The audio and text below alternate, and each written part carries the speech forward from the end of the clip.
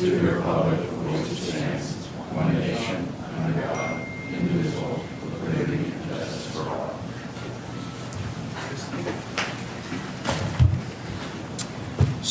if you have, if you still have the binders, the books, there are some new cover sheets. There's 4 new cover sheets, with some little changes that were made after subcommittee meetings.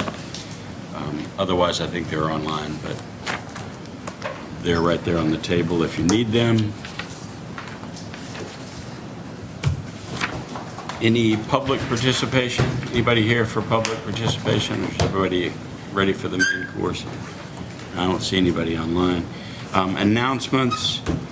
There have been a couple of changes to the budget schedule overall. I know public safety moved because Mike Hardy's going to be out of town. I think we're still trying to figure out when fire is going to be, but maybe one more move. I think they're all updated on the website now, current anyway. So just keep an eye on that. Then there was a question just about warrant articles. We'll get through all the departmental budgets this year like we did previously. Last year we tried something else, but we'll go through all the operating budgets and then schedule warrant articles in April. We'll do our best to miss the April school vacation because we traditionally try to. I think last year we had to meet during that time, but I don't think we'll have to this year. And then I'd like to open the budget meetings by just saying that it feels like we're in a little bit of a different budget scenario this year. We're starting to look at maybe some potential challenges over the next few years in some of our commercial tax base. We've been talking about being a little more conservative. I think the goal is to keep a long runway to any time that we might, burn through our excess capacity, and so trying to be really aware of that. And so I guess my word would be, don't feel bad about voting no on something. We don't have to be unanimous. It seems like every year after the budget season's over, people are saying, I shouldn't have voted for that. I don't know why I voted for that. It's okay to vote no. It's okay to create some discussion and to support some discussion on the floor at the town meeting if needed. So now we can get started. There were a couple of changes. We're going to move item 7, local transportation, to the bottom, and we're moving accounting, line 10, up to the line 7 spot. Those are all department heads that are here, and so we might as well get them out of the way, and then we'll finish the last ones. So we'll start with human resources. Come on up, Reginald, but you're switching to Reggie. Yeah? No, you can call me Reggie. Mom and Dad named me Reginald. And the long and short story is that I came back when I was I was in 3rd grade, school spirit, and it said Reggie on it. And I never heard the end of it, so I always say Reginald, but you can call me Reggie. She's allowed me to do that now that I'm almost 60. So. Perfect. If you guys would maybe move the mic a little closer just so people can hear better. And so we'll have you go through your budget request and just kind of the highlights of it, and then we'll have the subcommittee give their report and kind of anything they talked about, and then we'll answer questions. Okay. So you hear me okay. So in regards to the budget, overall... Hi, Doug. I think everyone's aboard that's going aboard. Do you think it's time we get the meeting started at 7:05? Cheyenne, you may need to mute. You need to mute, buddy. Thank you. All right. We can hear now. I'm over here. His hand up, Steve Moore, Steve, you have your hand up? before we get ready. Steve Moran, do you have your hand up? I guess not. Maybe not. All right. Hand up, but ears not on. All right. Okay. All right. Go ahead, Reggie. Oh, sure. Thank you. Mr. Chair, so my budget is looking at the first page of the grand total of 261,597. That's reflective of, in regards to step increases for the HR coordinator, and then me down the road on 3/8/27. Also, just to point out that you notice on the cover page is a slight increase, 5.74, and that's reflective of the salary survey, which we do a partnership with MMA, and as you know, that's Massachusetts Municipal Association, and it's a software that we utilize that helps us do comparable studies, looking at data ourselves and that across other municipalities. So that's been very effective. And then also for us, Is there anything happening over there? I can't hear. Yeah, I can't You hear guys you. are still I'm muted. sorry. Cheyenne, can you hear me? I can hear you, Steve. I can hear you, Chris, but I can't hear the main room. I think Yeah, they're I can't muted. hear. I can't hear the main room either. Oh, Steve, can you hear the main room?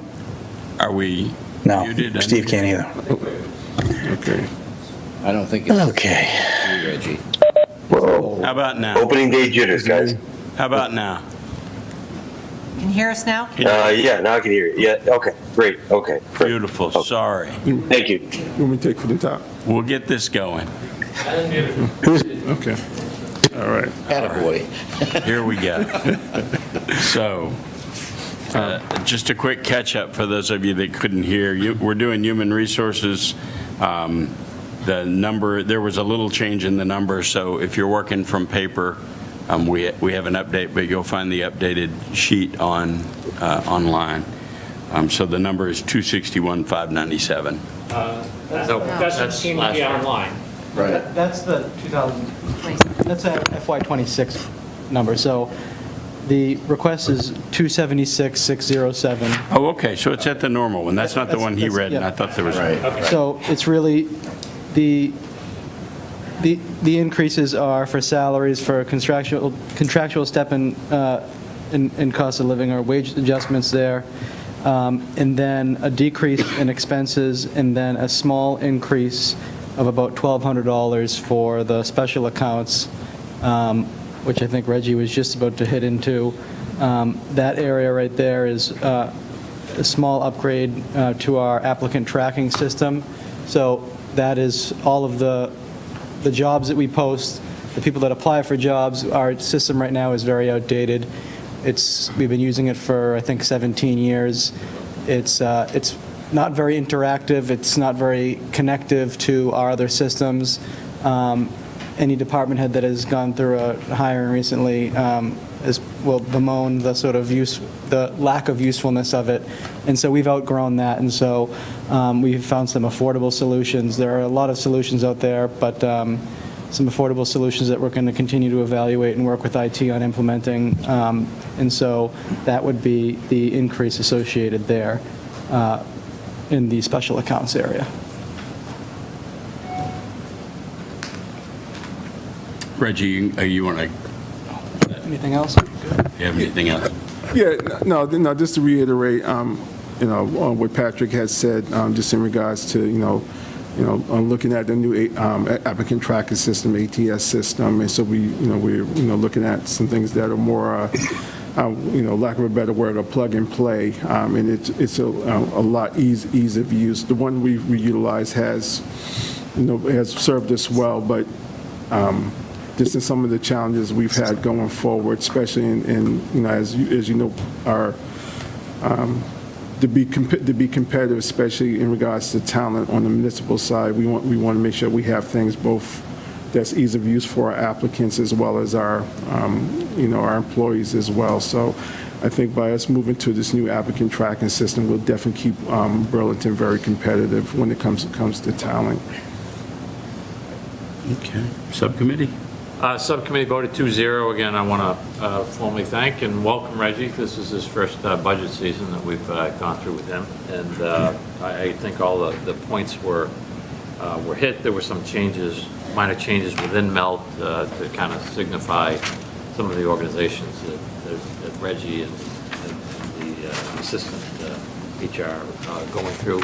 So there are some changes. There's a small reduction, and then the tracking system for the recruitment. They go through about 35 approximately individuals, mostly on the part-time side, on the government side.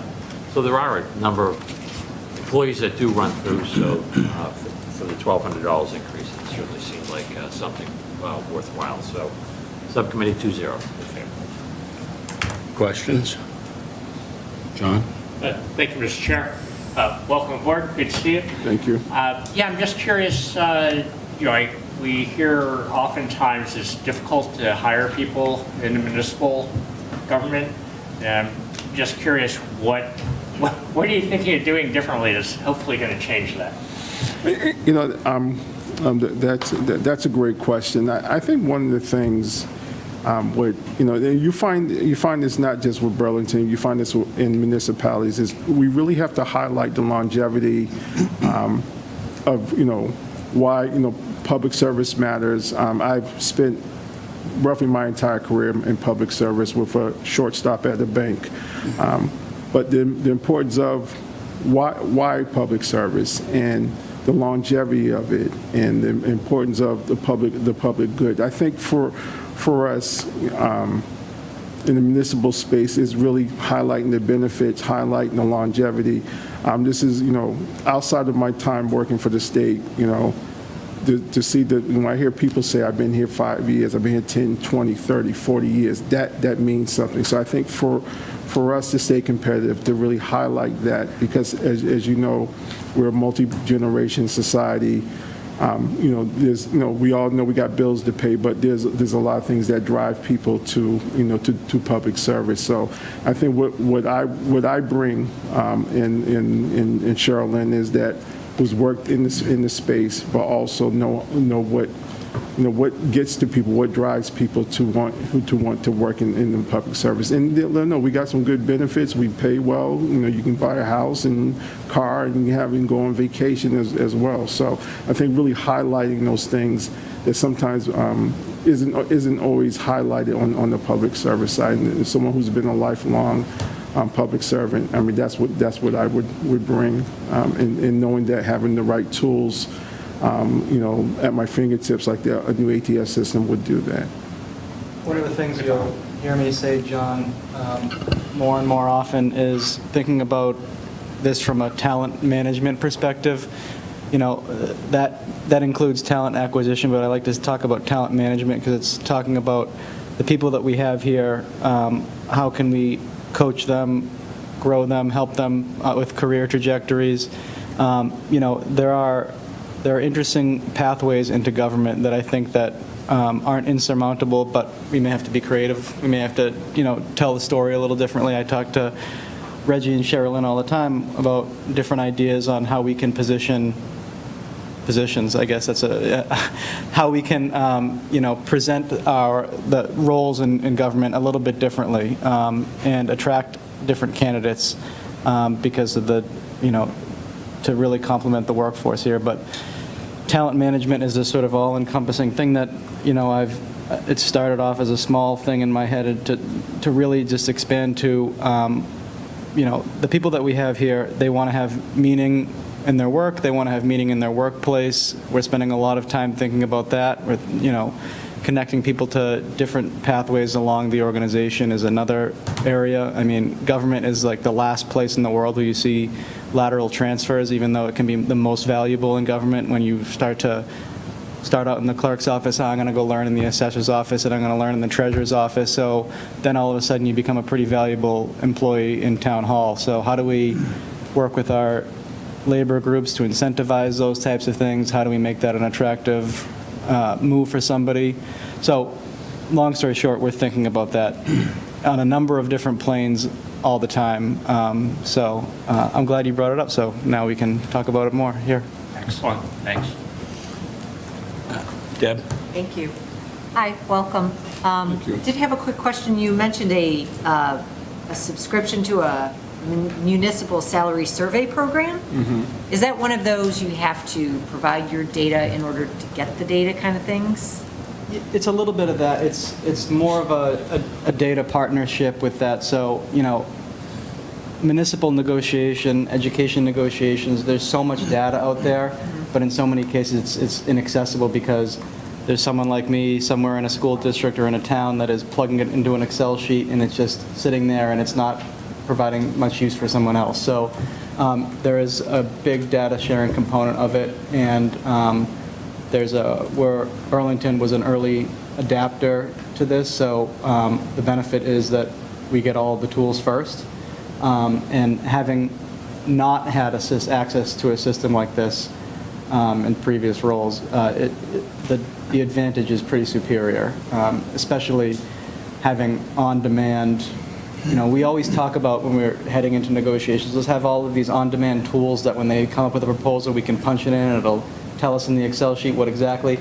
And that ends up being a little bit more complicated, and it always becomes less of a priority and as we get into negotiations. So having that tool at our fingertips for the amount it costs, it's already paying dividends for us. Definitely think it's important as you do try to attract talent to see where you stand as compared to the rest of the marketplace. Yeah, it's an area that we have targeted in certain sectors within the municipality, and it's been a big deal so far.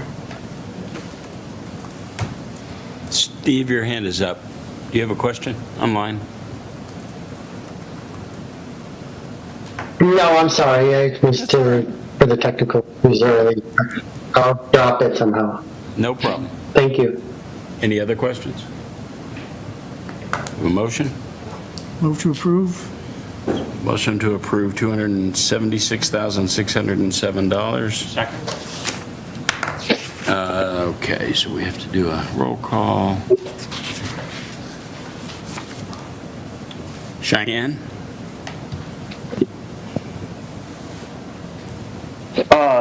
Yes, but with a comment, as far as policy is concerned, it's not just about numbers. When you're dealing with people, numbers can tell a story, but it doesn't tell the why. And there's a lot of nuance to running town government that doesn't display an Excel sheet. Cheyenne, we're having trouble Anyway, understanding you. Anyway, no, I'm doing my best. Can you hear me better a little now? Yeah, that's a little better. It's just very muffled sounding. Is that better? Yeah. Okay, great. Yeah, I'm having trouble hearing you guys on my end, so I'm trying to do what I can. Anyway, my point being is a lot of town government doesn't appear on an Excel spreadsheet. You can get a lot of the numbers, but it doesn't explain the nuance. But that's my comment.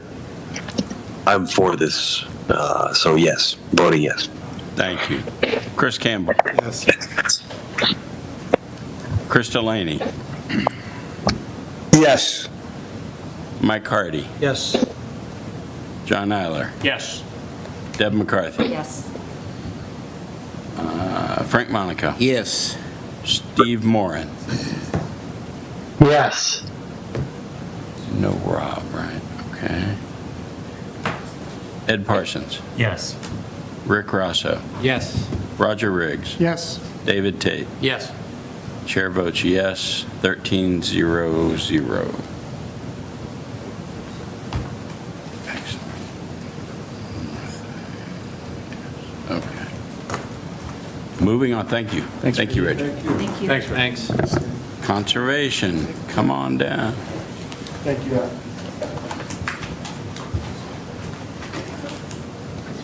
What is the account number on that one? 171. 171? Yeah. Hello. Welcome. Hi, thank you. It's Eileen Coleman. Our budget is primarily fueled by salaries. We have 3 full-time staff and then a sort of somewhat variable number of either part-time or seasonal staff. We have 1 recording secretary that's pretty much year-round. Seasonal summer cleaners, we have between 2 and 4. And then at the moment, on and off, we have a part-time land management assistant. Okay. Subcommittee? Town Hall 2? The subcommittee voted 2-0 in favor. Excellent. Questions? John? Thank you, Mr. Chair. Hi. Hello. Just curious, you mentioned the MVP grant in the cover letter. What is that and how much is entailed with that? I've actually now forgotten what it was I wrote on that one. Right now, I'm looking at a grant which is part of that MVP kind of umbrella for some tree planting, because as you may know, Conservation has been working on sort of developing a tree program for the town. We're also going to be doing it ended up being part of a regional program for a tree inventory as well. So that's really good, because your chances of winning a grant do tend to be a little better when it's a regional endeavor. I expect that was what was covered by one or both of those was what I was talking about. So the MVP is the Municipal Vulnerability Preparedness Grant.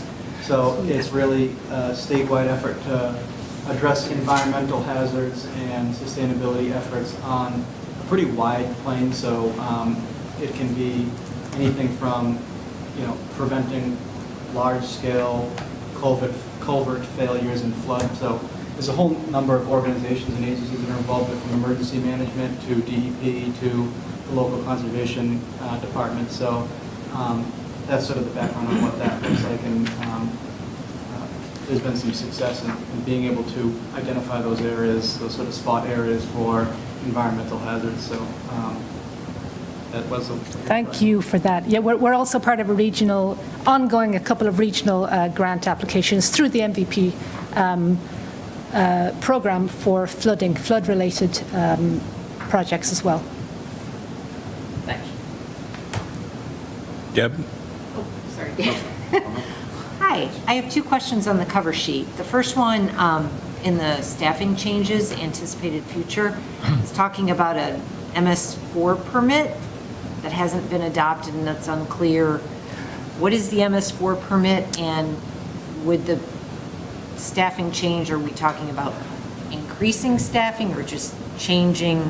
Okay, so the MS4 permit is, since we're giving definitions, that's a municipal separate storm sewer system permit that the town has with the EPA. So that is a permit to administer all of our storm water management in the town.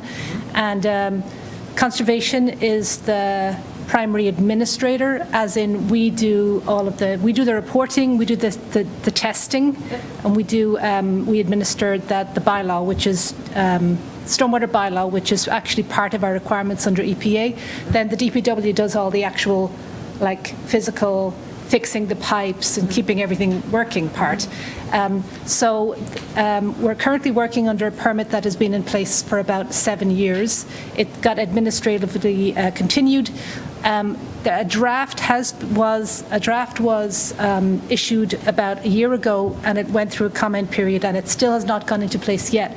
But when it does, if and when it does, that will entail a lot more testing and reporting requirements.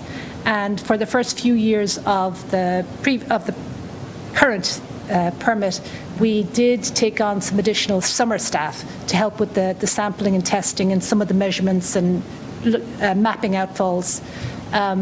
So I would anticipate we might need a little bit more just part-time assistance on that.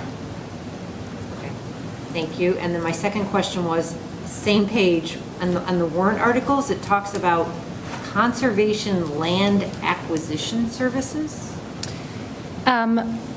We, in consultation with Patrick and under Patrick's advice, we were looking at just, I think, broadening our scope so that we're covering more things, and more things are visible in the capital budget. I'm not sure if that's a good way of saying it.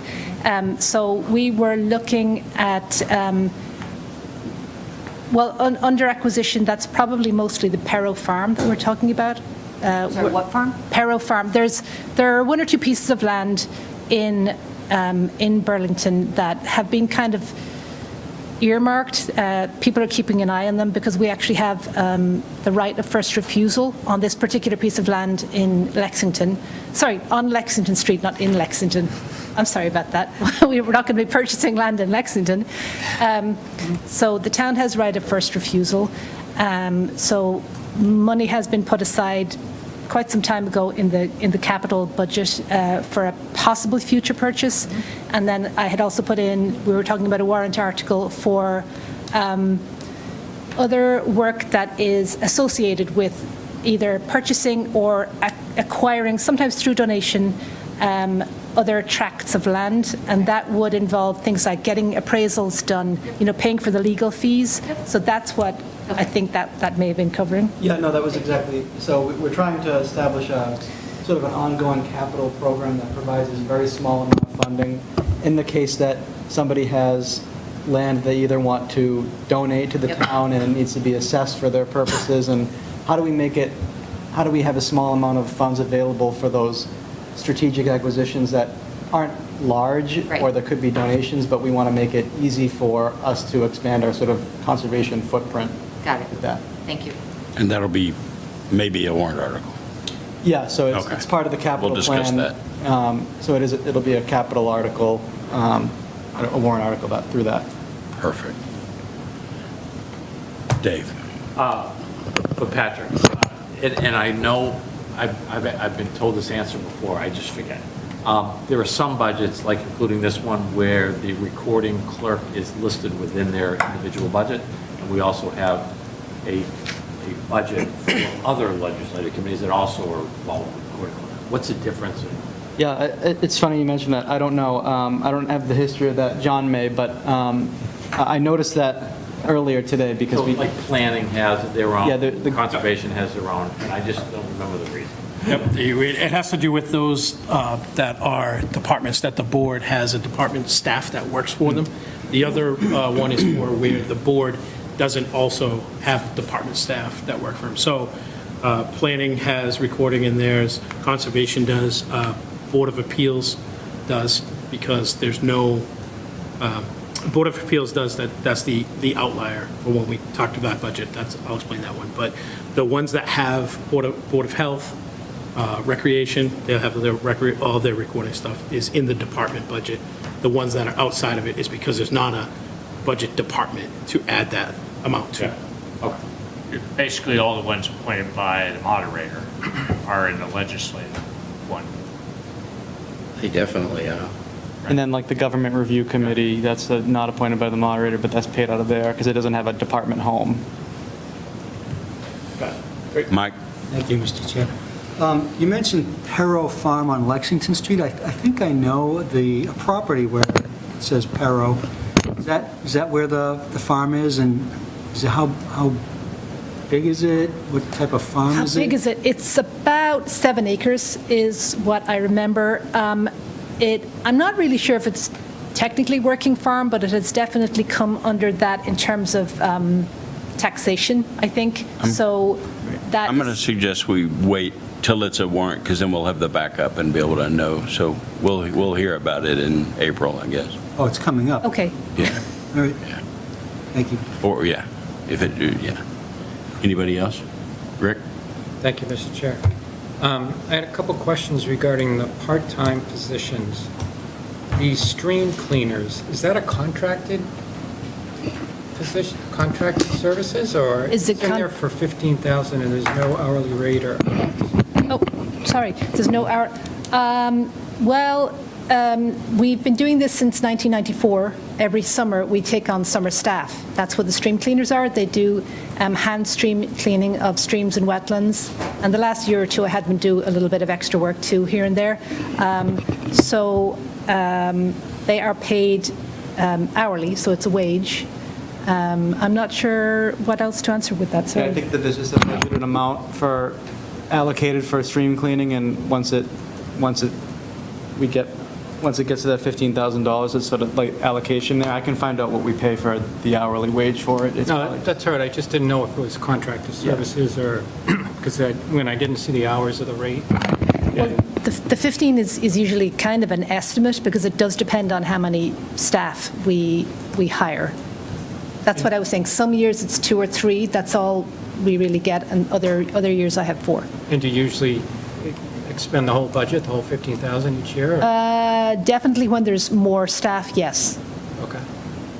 Thank you. And then the next question regarding the conservation assistant. So that's gone up a little bit from this year, FY '26. Is it the same number of hours and just an increase in the rate from the current fiscal year? Or Yeah, it's just applying the general wage increase from the part-time plan. Okay, Yeah. great, thank you. Frank? Thank you, Mr. Chairman. You spiked my interest just a little bit. I want to go back to the land acquisition. I know we're doing budget planning and capital planning and whatnot, and we're making placeholders for that type of thing. But is there actually any kind of a reserve fund or budget in place today for any monies to work on any aspect of land acquisition? I didn't think there was. I don't think so from a, no, and So there's no money out there today? no, and the article that we're talking about is $15,000 or $20,000 To support? to support Right. very small Right. sort of assessments or appraisals, rather, so. That's all fine. I just, sometimes some communities set up sort of growing reserve funds or something, or it could be part of like CPA type stuff. Yeah. I don't think we've got anything like that. No, I don't believe so. Thank you. That's been a lament for years, that we don't have any, we're not prepared to buy land if it became available. And we don't have any way to put aside money for that particular purpose. So we'll maybe attack that through the capital planning process. Right. Okay, thank you. Any other questions? Move to approve? Second. So moved and seconded to approve $335,672 for the Conservation Commission budget. Cheyenne? Yes. Chris Campbell? Yes. Chris Delaney? Yes. Mike Hardy? Yes. John Eiler? Yes. Deb McCarthy? Yes. Frank Monaco? Yes. Steve Moran? Yes. I'm sorry. Ed Parsons? Yes. Rick Rosso? Yes. Roger Riggs? Yes. David Tate? Yes. Chair votes yes, 1300. Thank you all. Thank you. Thank you. Moving on to the Council on Aging, budget number 541.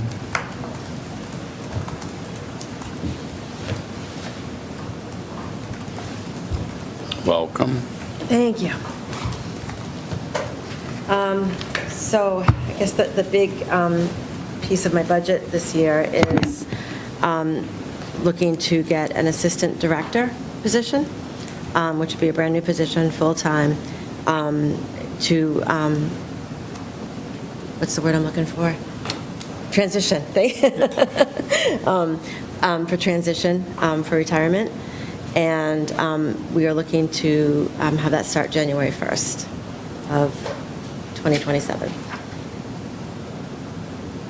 Yeah, so I think I talked to the committee at the last meeting when we gave the overview of the budget that this position was coming up, and really the focus on it is that programs and outreach that are the two most important parts of the work that Marge and her team do at the Council on Aging. So, you know, aging services has become more complicated. There's been multiple evolutions on what folks are looking for when they're looking for support from the senior center.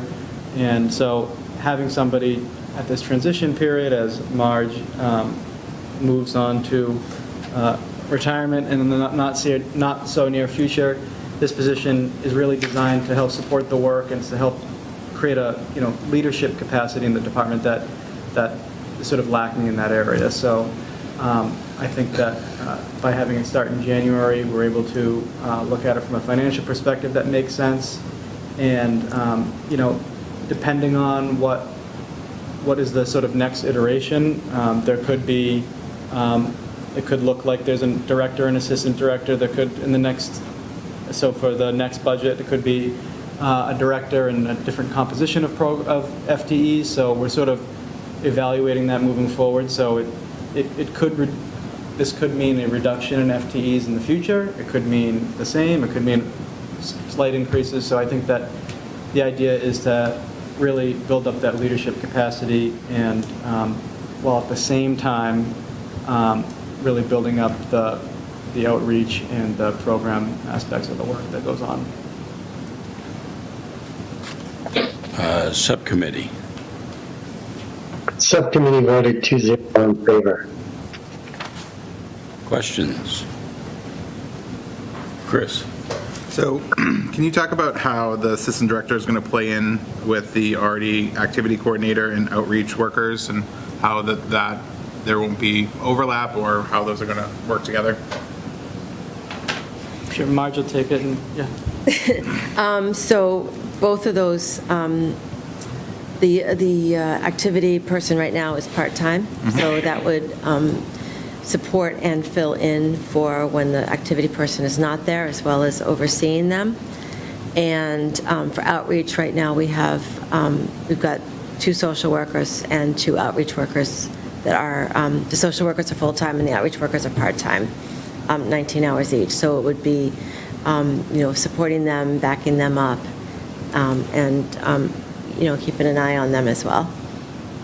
Yeah, and I think it's pretty uncommon to not even have a dedicated full-time programmer in it for a community this size. So having someone that, now sort of we will in the sort of complement of the 2 FTEs there. So I think that that's an important point. And I think providing leadership to some of the programs and activities. And so we think about activities maybe as those sort of focused one-off programs, and then sort of the leadership end of it is what do we need next? What are people looking for? And it's going to be a real challenge to have someone that can do both programs and outreach. Oftentimes there are sort of 2 worlds of the community service programs, but I think that will likely bring someone in that has a specialty in one or the other, and then challenge them to gain the proficiency in the other area, and Marge will be there to develop them, coach them, and sort of lead that process. But I think that's the idea here is find someone who's up to the challenge of what needs to happen in the department. Cheyenne? Thank you, Mr. Chair. I have a comment here. Marge, when we approached you through the Human Services Committee, this was an idea that we presented to you, and it was shot down at the time. I'm wondering why this is a need now, and it wasn't a need then.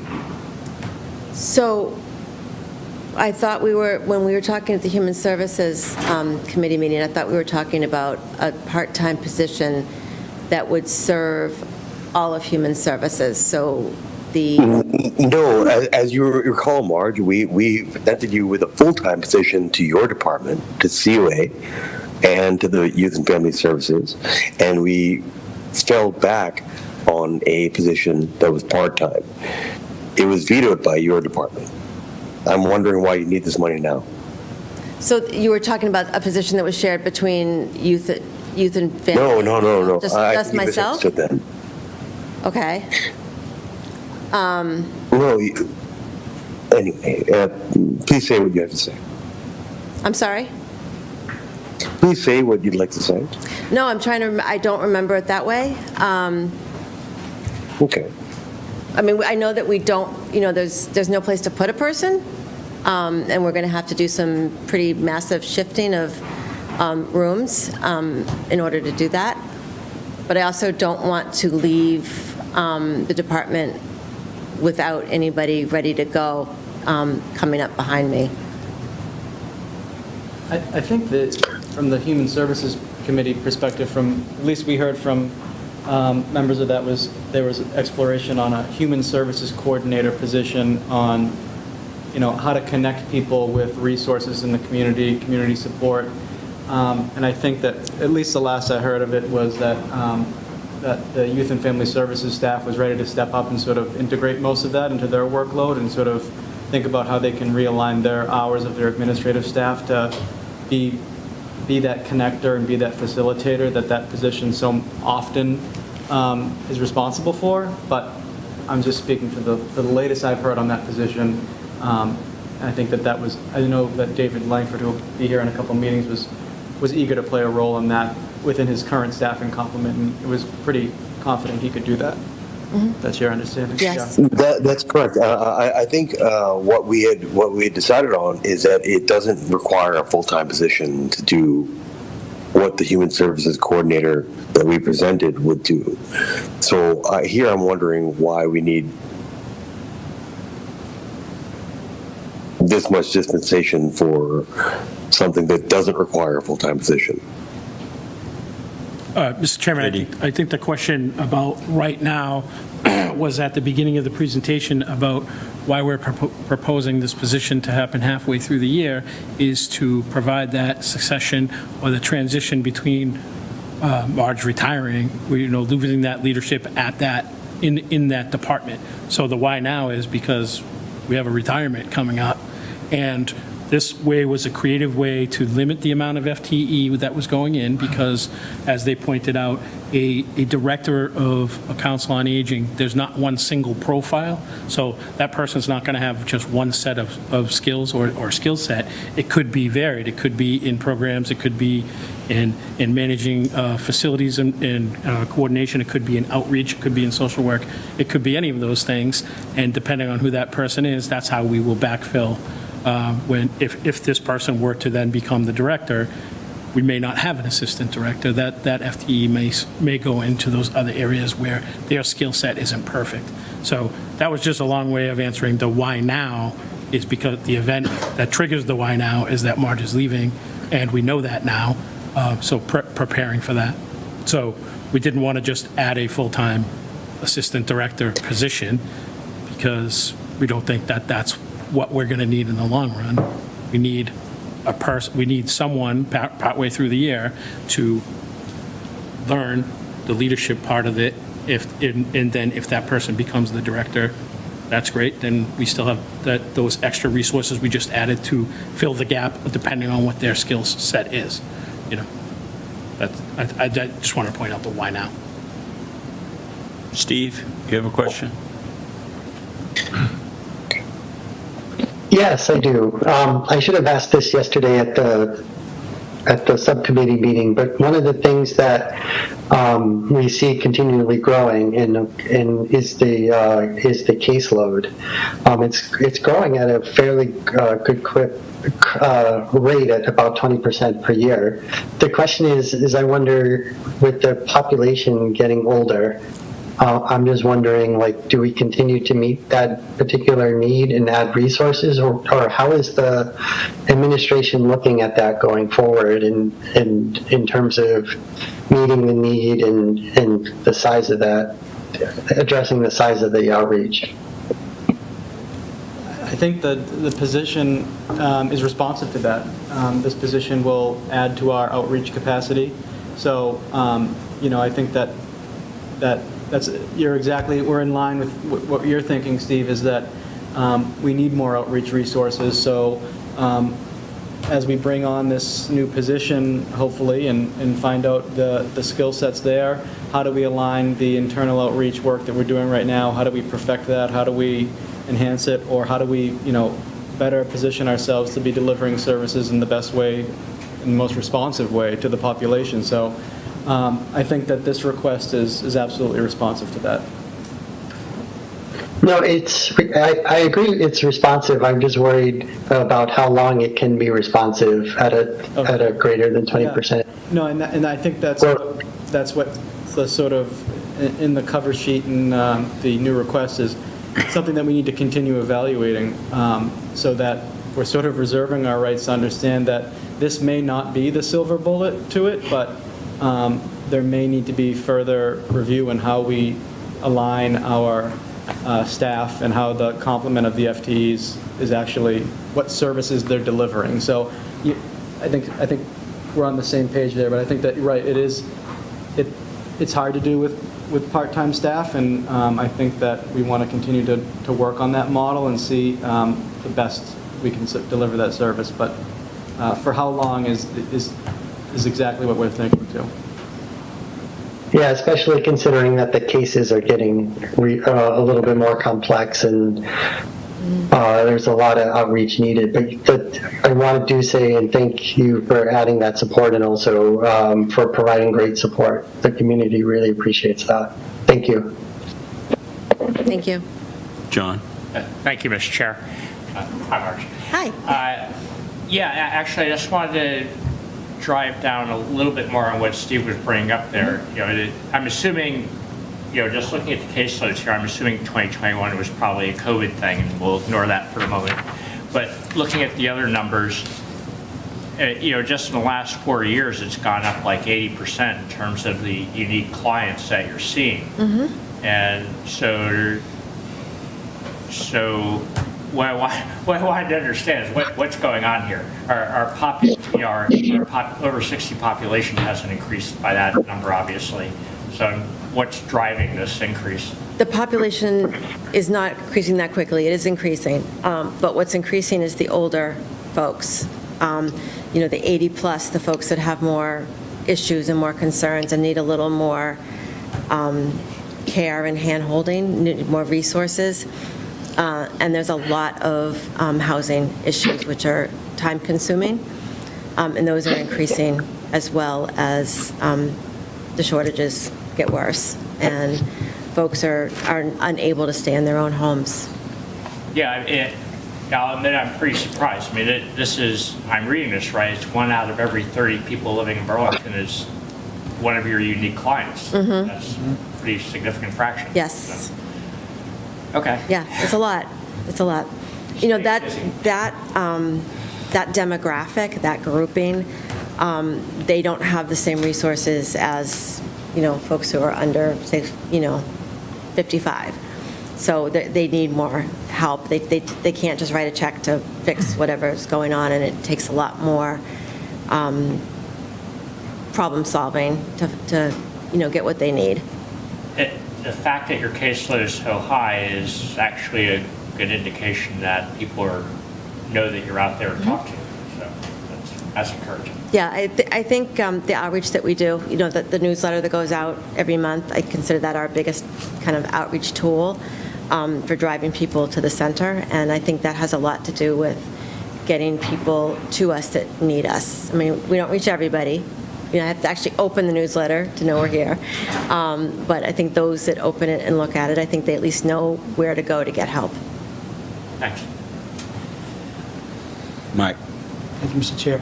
So I was trying to follow along. We're looking to add a person, and Marge, you are retiring? August 31st, 2027. Okay, all right. And this position, I was a little confused, John, maybe, you said this may become Marge's position, but you're not sure, or? It could be.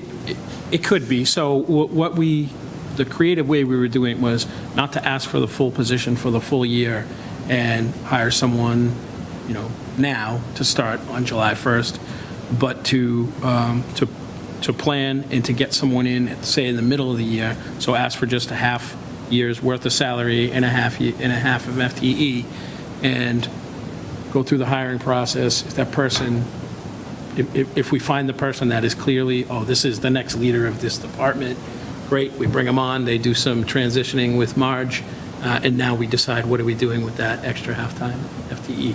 If we go out and we say, we have a person that fits this skill set but isn't next director level type person, we would then maybe replace Marge and then have that person, there maybe have to be a shift in part-time hours, or that's just a half-time position, or we may be back to say, we're continuing to this same growth that we've had since COVID. We think we need to add some more resources over there. So I think it's it could be. It may not be the person, but it likely. It depends on the person that's. Yeah, I mean, it depends on when we go out and advertise and what we get back from doing some recruiting and that sort of thing, and what that person's skill set is. Okay. All right. Thank you. Ed? Thank you, Mr. Chair. Thanks, Mike, for asking the question that I think seemed like it should be implicit, but I don't get it either. Long run, we're talking about a transition. We're talking about how adding an FTE here might subtract FTEs later, but we're talking about increasing needs and increasing caseloads, and it seems like we're adding an FTE. Is the long-term plan here to add an FTE? Because that's what it looks like we're saying is needed. I don't say necessarily that it would definitely be a full FTE. I don't see us going back from this part-time, this at least 0.5, because say we get the perfect person, and they go in and they transition with Marge, and they go into that position, and now we have the empty half-time position, and we say, okay, this person is really strong at these things. We need to concentrate our efforts on hiring this, and we have part-time. We have 3 people that are working part-time hours doing 2 different jobs. Do we hire a full-time person and get rid of those part-time people? Does it make sense for that to be more part-time hours? So I wouldn't say it necessarily is going to add a full-time position. Can't say it definitely won't, but. Right, okay. That's more clear. Thank you. Chris. So I guess I'm struggling with this too. And it's not that I don't like the idea of an assistant director, and it's not that I don't necessarily think we may or may need one. And just looking quickly, comparative town sizes, Danvers has an assistant, Dedham has an assistant, Belmont has an assistant, Stoneham, Walpole. But I think it's trying to figure out that usage of the staff and how we're going to do this, because I think it's a great goal to try to hire somebody for an assistant to grow. But if there's somebody who's more qualified that's ready to make that jump and the position opens, like I think we're putting too many eggs in the basket of trying to grow someone, and it could work. Or are we really talking about an assistant director here? And that's really what we should be talking about. And I think when I look at these, that's what I try to compare to, is what are, great, the case, I mean, I think I remember last time saying last year, like, the caseload's high. It's very high, and you're doing a lot with a little. And I think I was, some of the other ones, encouraging maybe we need to be doing more. But I also like to see comparative of what other districts are doing and how towns are doing and how they're doing it when looking at these types of numbers. I think overall, from what I've seen over the years, the need is there. The support might be there, but I worry that we're putting too much on an assistant director growing when we could easily recruit potentially. Again, we know that there's only how many council on agings around here, but recruit somebody who has the full skill set over than just doing the assistant director for that purpose. And really, do we need the assistant director for separate purpose, and maybe it works out, maybe it doesn't. Yeah, I think that it's a good point, and it's something that we've considered. So we approach this in a few ways, right? We have a department that's going to be in transition. We have a department that has a caseload need, and that caseload need is not 2 years from now, 3 years from now, it's right now. Mm-hmm. And so we want to approach it creatively where, as the town administrator said, it's not necessarily that this person is the next director. That's why it may seem like there's a bunch of different things happening at the same time, right? Because we want to leave our options open for a department that's in transition. What is going to be the need? As they come in, and they come in with the experience, and they've had experience at another council on aging or at elder services department, what are they bringing to the table to help show us what the need is going to be? So, and I think we wanted to approach it creatively too from a financial perspective, that adding a full FTE might, has a different impact on the budget if we added it as of July 1. So I think that, not that I think the story is that we're not closing the door to anything. We know that we need additional resources as far as leadership capacity in the department. It's one of the only departments that doesn't have that sort of assistant or deputy director. So, yeah, I think that it's helpful feedback, and I think that we've tried to approach it from a perspective of cognizant of the financial realities and sort of what we started the meeting talking about, and the financial condition of the town now and the future, the needs of the department and transition, and sort of the growing caseload. So I think that by approaching it in sort of a eyes wide open, or open to a number of opportunities, I guess that's how we're approaching it right now. And I think operationally it makes sense for Marge, operationally it makes sense for the Council on Aging, and I think that it's something that we're going to be constantly evaluating, and after tonight's not going to be the last time we talk about it. I think it's something that getting it to this place was a number of conversations and a number of sort of understanding of what is most needed. But yeah, it is rare that there isn't that sort of leadership capacity, as you mentioned, Chris, in the Council on Aging. So many other communities have that, or they have a senior programmer or something like that. So I think that hopefully was a long way around that, our approach is creative and not shutting the door to anything or opening the door to anything or everything. Mr. Chairman, may I just add to that? Yeah. Chris, that's a great point and an exact conversation that we've had a few times about what exactly does the recruitment and posting look like.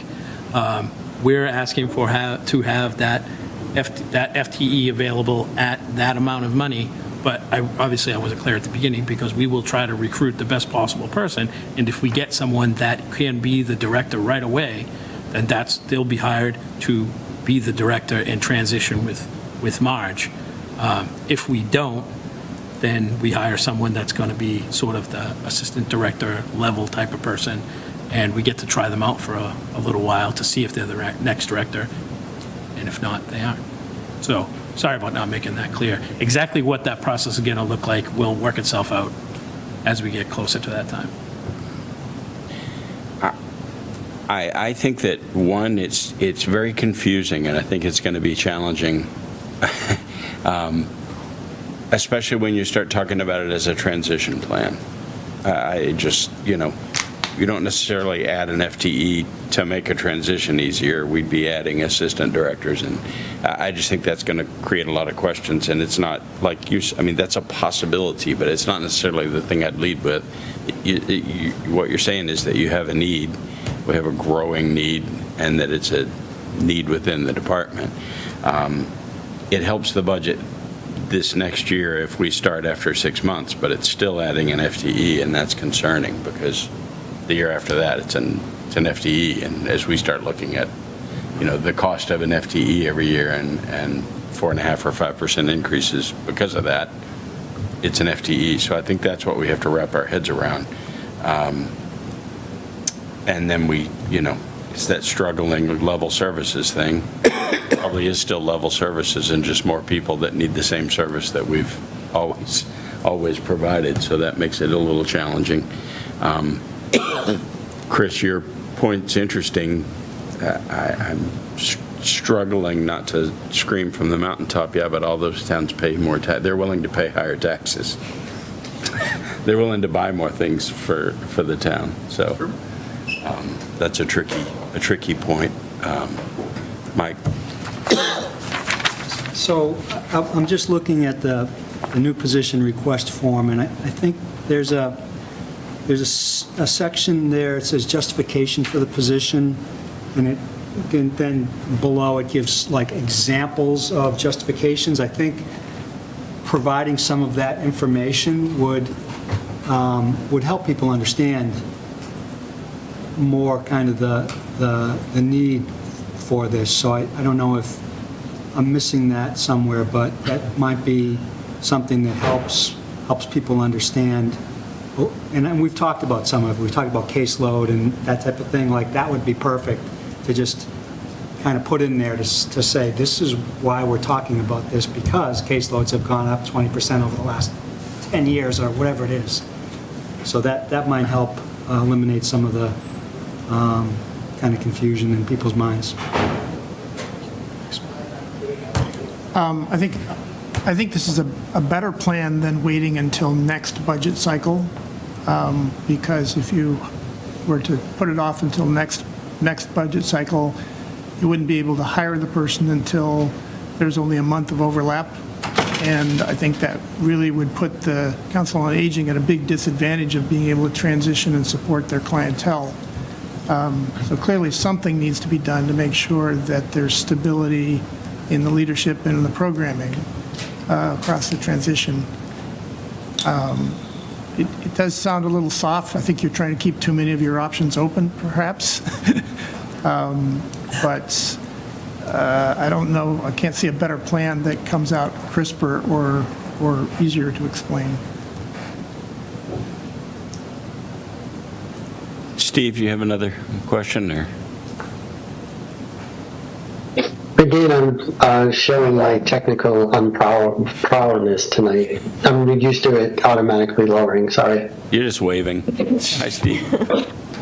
Any other questions? Comments? All right.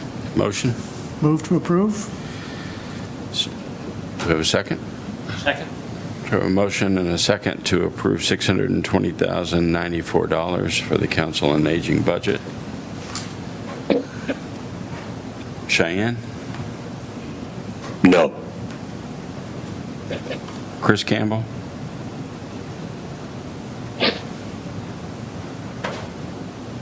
Abstain.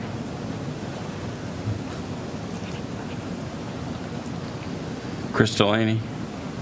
Yes. Mike Hardy? Yes. John Eiler? Yes. Deb McCarthy? Yes. Frank Monaco? Yes. Steve Moran? Yes. Ed Parsons? Yes. Rick Rosso? No. Roger Riggs? Yes. David Tate? Yes. Chair votes yes. So 10-1. Thank you, Marge. Thank you. Okay, so we're moving local transportation down and moving Is accounting up. that under March? No, I think JD's going to. Oh, okay. We're not asking for a vote on it. I think they're going to have some discussions about it. Come back. Hello, welcome. Thank you, Mr. Chairman and members of the committee. Thank you for having me tonight. Happy to be here. Accounting.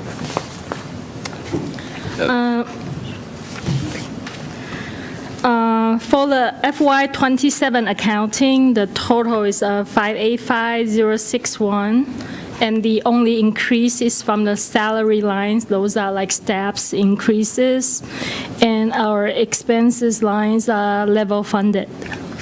Thank you. Town hall one? Yeah, it's pretty straightforward. We did go into the line items, but subcommittee voted 2-0 in favor. Questions?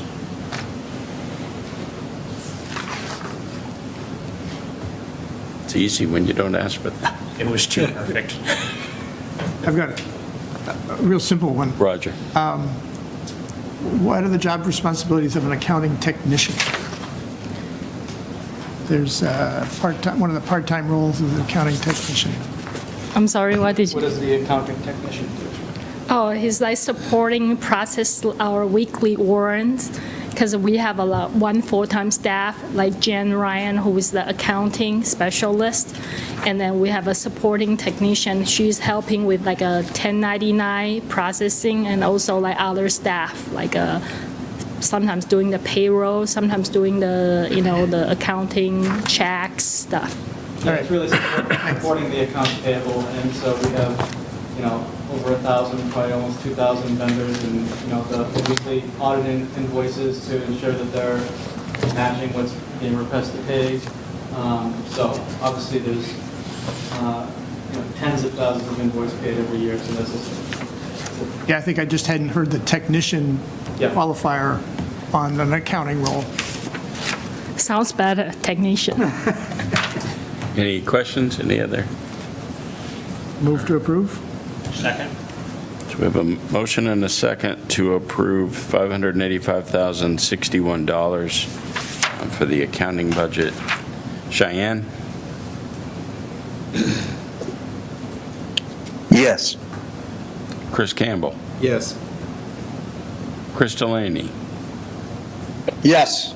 Mike Hardy? Yes. John Eiler? Yes. Deb McCarthy? Yes. Frank Monaco? Yes. Steve Moran? Yes. Ed Parsons? Yes. Rick Rosso? Yes. Roger Riggs. Yes. David Tate. Yes. Chair votes yes, 1300. Thank you. Thank you. Thank you. Now, we'll go to legal.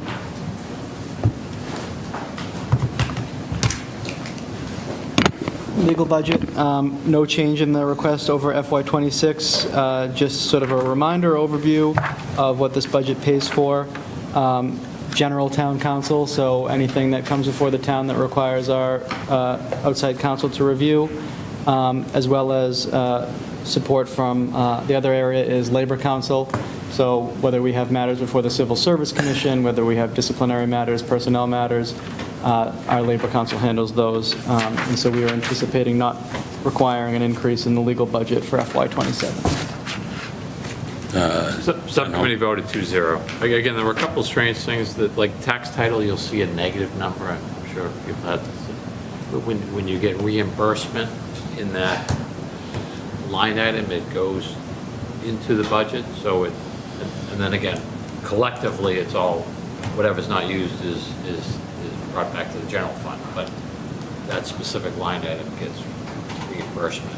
And that's why it's a negative this year, because they've got money back. All right. Questions? Deb. One question. So, if you look at, and again, I don't have anything prior to 2024, but if you look at total expenses for the last 2 years, we're running around 180. Like, why, and I know sometimes things happen in the year that you can't anticipate, but why would we budget 230 if we're... Yep. Mr. Chairman, thank you. So you may remember last year, we increased the budget. We went from 212,000, which had sort of been what we've budgeted in that line for many, many years. And we've come close to it a few times, stayed under it other times. And with a new town administrator and a new town clerk, we increased the budget so we would have those hours available. The budget went to 230.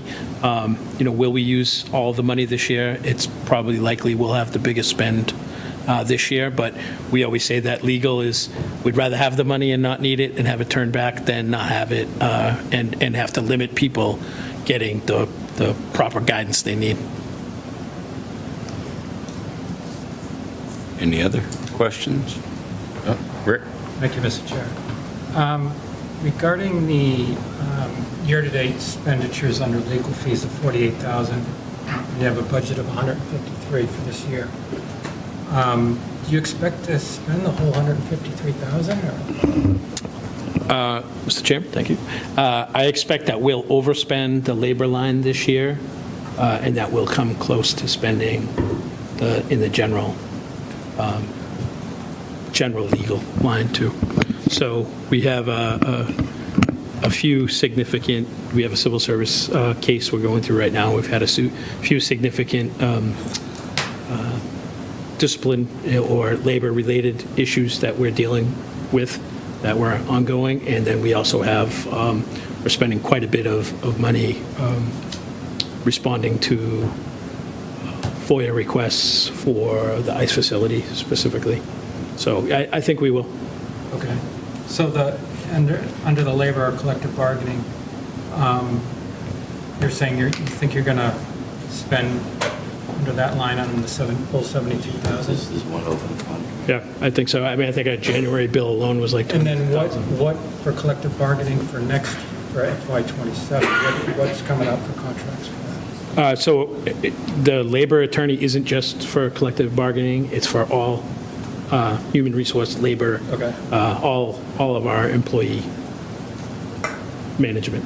So we're still negotiating with fire. We don't use a ton of our labor council hours for negotiations, for contract negotiations. We do use some, but both Patrick and I have had significant years negotiating contracts, so we've been doing this a long time. We don't need to rely on counsel for as much as some other towns might, but we do rely on counsel quite a bit for other labor issues. Thanks. Other questions? Have a motion? Move to approve? Second. A motion and a second for legal department budget of $230,000. Cheyenne?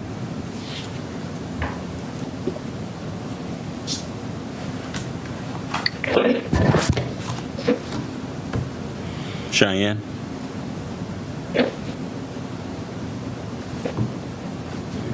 We'll come back. Came back.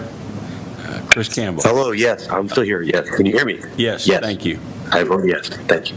Chris Campbell? Yes. Chris Delaney? Yes. Mike Hardy? Yes. John Eiler? Yes. Deb McCarthy? Yes. Frank Monaco? Yes. Steve Moran? Yes. Ed Parsons? Yes. Rick Rosso? Yes. Roger Riggs? Yes. David Tate? Yes. Chair votes yes, 13-0-0. Thank you. Now we'll move to Select Board and Town Administrator budget. Thank you. So the increase this year, 3.06% over last year. No change in the head count over last year. As you remember, last year, there was the addition of the communications officer position, and so that remains here. We have not made any expense increases related to that position. We're sort of working out in the existing budget right now and monitoring that. We're able to do a lot sort of just based on the time and hours of that position. I think that it's been a huge success so far, so we're really happy with that. And no increases in the expenses or special accounts, and the increases in salaries are just the contractual obligations for the members in the bargaining unit there, or folks moving in steps. John Holwin? Subcommittee voted 2-0. Questions? Yes, John? Thank you, Mr. Chair. Yeah, as you mentioned, we added the new communications director. I'm just curious what new initiatives have come out of that, and how are we communicating better now? Sure. So in a number of ways, we're sort of looking at it through the primary goal is external communications, but internal communications too. Back to that talent management, I knew we'd come back to that today. But from an external communications, Burlington didn't have any social media channels. So establishing a social media presence, we've had a townwide newsletter that if you haven't signed up for it yet so far, please do. That's a big initiative there. Other things that we're working on too, improvements to the website, working with each individual department to improve their communication tools. What are they using? How to improve what the community is accessing from them. Another big piece of it is just sort of integrating the communications lens into every department, right? So one of the things that we've heard from people is there's a lack of connectedness. There's silos. How do we bridge that? Well, we bridge it by communicating, and a big piece of that is through the work of Laura, our communications officer. So she's very busy. We're keeping her very busy, and it's been a process to, it's not a public relations position. This is really an engagement position, and we've already seen that pay dividends as far as people interacting and having that dialogue with the town and being able to connect with the community in ways that they hadn't before. So there's something new coming out sort of each month with that, and so we've been very happy with what's happening. Okay. Rick? Thank you, Mr. Chair. Just trying to understand, again, related to the run rate on a couple of items for FY26. Contracted services spent 7 months in, 6,900, budget 51,000. And then miscellaneous expenses only spent 391 the first 7 months with a budget of 17,500. So are those expenses, the majority of those expenses for both of those categories happen the last 5 months of the year, or what? So taking the special accounts first, yes. So there's a few of those things that we haven't been able to get to as far as the, so the special accounts relates to memberships in the professional organizations for the town administrator, myself, and conference fees related to that. We weren't able to get to that this year, maybe not next year, but, those are sort of important from the leadership and professional development piece. And then the bigger piece there is employee recognition. That is happening in the later half of the year, too. So we will see expenses incurred for special accounts later on in the fiscal year. So the expectation is to burn through the remainder of that budget, is what you're saying? Well, a lot of it.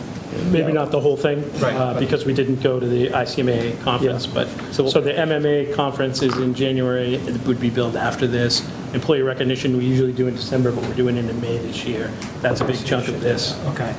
And what about the contracted services? Yeah, so the contracted services is an area that, one of the things that was increased several years ago was for the housing, and the town administrator's office. The town serves as a monitoring agent for several, the affordable housing in town. And we haven't been able to, we don't expect that we're going to spend all of that related to the housing, but we haven't been able to, what we need in that area is really a housing consultant. It's becoming a little bit more complex to manage those things. So as these units turn over, how to move the units to the next owner, the rental units, monitoring that. So I don't anticipate us spending in that area. But one of the things that we've talked a lot about is in this pretty large organization, there's not really a place that has a home for the things that come up that are either unexpected or they're organization-wide. So some of the things that we expect to spend in that, and so we will likely spend that down, is, what doesn't have a home, things like space planning. We're going to be moving into a new police station. What are we going to be doing with that next, with Vinebrook in the next iteration of it? How do we understand the current space needs? We have very crammed administrative offices now across the entire campus, and so we're not really an experts in understanding how to do a space needs analysis, so we expect to expend funds from that for that. Some of the activities of the Government Review Committee, that's a contracted services with a public firm that does that. So, it's primarily that was for housing consultant assistance a few years ago because of the need of how much is going on in that activity of work. But really, this is the sort of area that these things come up, these organizational-wide area priorities come up, and that's sort of where the funds are spent from because there's no other place. But those are just some of the things we anticipate spending money from contracted services this year. To finish off this year, and then you expect those same expenses for next year since you budgeted the same amount? Yeah, I think we'll probably see more in the housing area, and then other areas of just the sort of organization-wide things that come up.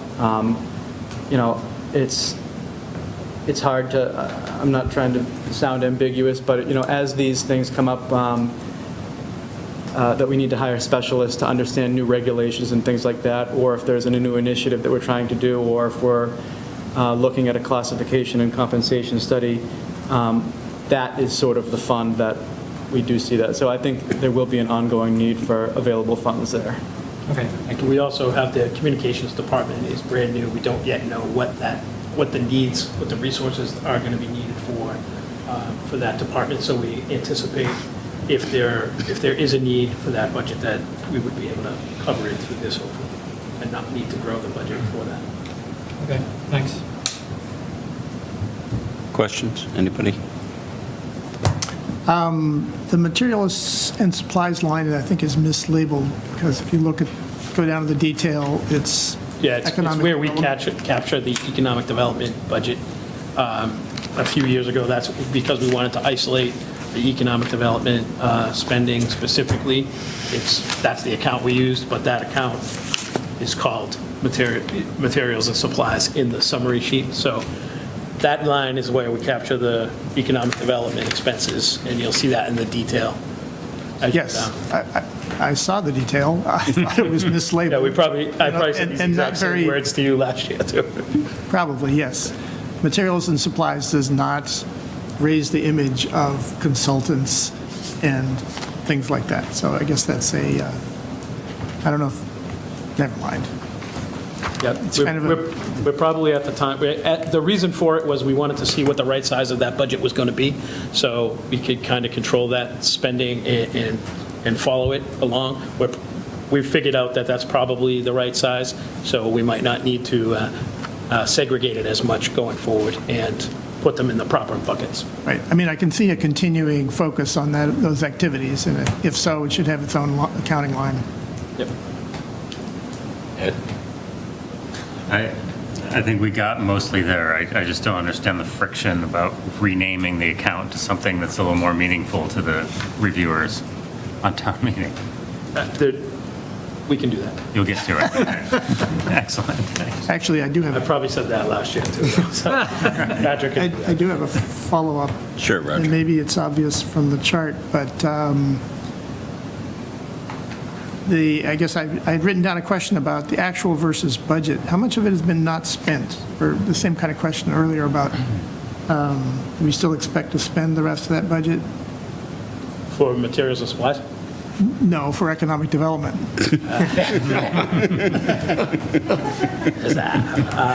Yes, yes. Okay. Any other questions? We have a motion? So moved. Second. It's been moved and seconded to approve the Select Board Town Administrator budget at $1,186,860. Cheyenne? Yes. Chris Campbell? Yes. Chris Delaney? Yes. Mike Hardy? Yes. John Eiler? Yes. Deb McCarthy? Frank Monaco? Yes. Steve Moran? Yes. Ed Parsons? Yes. Rick Rosso? Yes. Roger Riggs? Yes. David Tate? Yes. Chair votes yes, 13-0-0. Next up, other legislative. So, and thank you, David, for prompting the question on this for my edification at least. This is where the board and committee support for meeting minutes is funded for the committees that do not have a sort of dedicated staff person or a dedicated department to support them. So no change from this past year. I will say that this is an area where we may get creative in sort of thinking about the future of minute taking. It is required by Mass General Law that it's not be a transcript, that it be minutes, but there's some uses of AI that are interesting. This is also an area we're having a really hard time finding people to do minutes. It's sort of an acquired skill, but also if someone's just doing one committee that meets, once a month, it might not be worth it for them financially. So trying to identify people that can come in and, do a bunch of, be responsible for 2 or 3 committees so it can be a little bit more worthwhile for them. So we're having some luck in that area, I think. So just a little bit of a heads up there. As a committee that doesn't have a recording clerk, we're looking forward to it. I may have one for you, so. Although AI is, well, it's still some work. Go ahead, Roger. Yeah, this was a lumping move, maybe 5, 10, 8 years ago, where we had, separate budgets for individual committees, and it didn't seem worthwhile to go through the overhead. So I'm not sure I look forward to AI trying to fill this role, but it may be cost-effective and... Won't be worse than... Nothing? Than some of the minutes. Some of the minutes take as... I always thought that was the chairman's... Yeah, it takes a lot of time. Well, no, I just send it to you guys. All I do is... But yeah. Right. Anyway. Good. Yeah. I wonder if you couldn't do it like substitute teachers. Just like you have a pool of people and they can sign up for... Yeah, and, there's a bunch of different models. We are sort of under market when it comes to how we compensate for it. So, there are some that provide a flat fee, $250 a meeting, or and that incentivizes. Like bringing snacks. That may incentivize people who are on staff that are looking for extra time to do it. And so those are expensive, not expensive in the grand scheme of things, but I think that in some groups need actually like a meeting coordinator, someone that's actually going to be there and set up technology and facilitate a few different things, and some it's just take a look at the recording. So that makes it a little difficult, but trying to find someone who wants to be a all-star meeting coordinator, so. Questions? David? By the way, I'm sorry, subcommittee. It's all right, voted 2-0, and just in case anyone had the question, the reason Ways and Means has only spent $198 is because Doug has not submitted his billion. Right.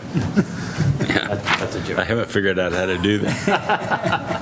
I'll make one more pitch. This is a very important role. I mean, by state law and by, to meet the requirements of meetings, we must file minutes. I'm frequently distressed when I find that I'm looking for minutes from other people's meetings, that they do not show up, or they do not show up on time, in a timely manner, and especially mostly not with all of the attachments that were presented in the meetings. Ed? If I can be pedantic and add to that, if we're hiring somebody who's going to cover a lot of different committees, they may not be familiar with the jargon we're throwing around, and it might not be much better than AI at times, and ultimately it's our responsibility to look at the minutes, so please do, because it's our responsibility to report this out to the public. Move to approve? Second? $10,644. No. No. $11,017. Oh, I'm sorry, Steve? You have a question? Yeah, this time my hand is up for a reason.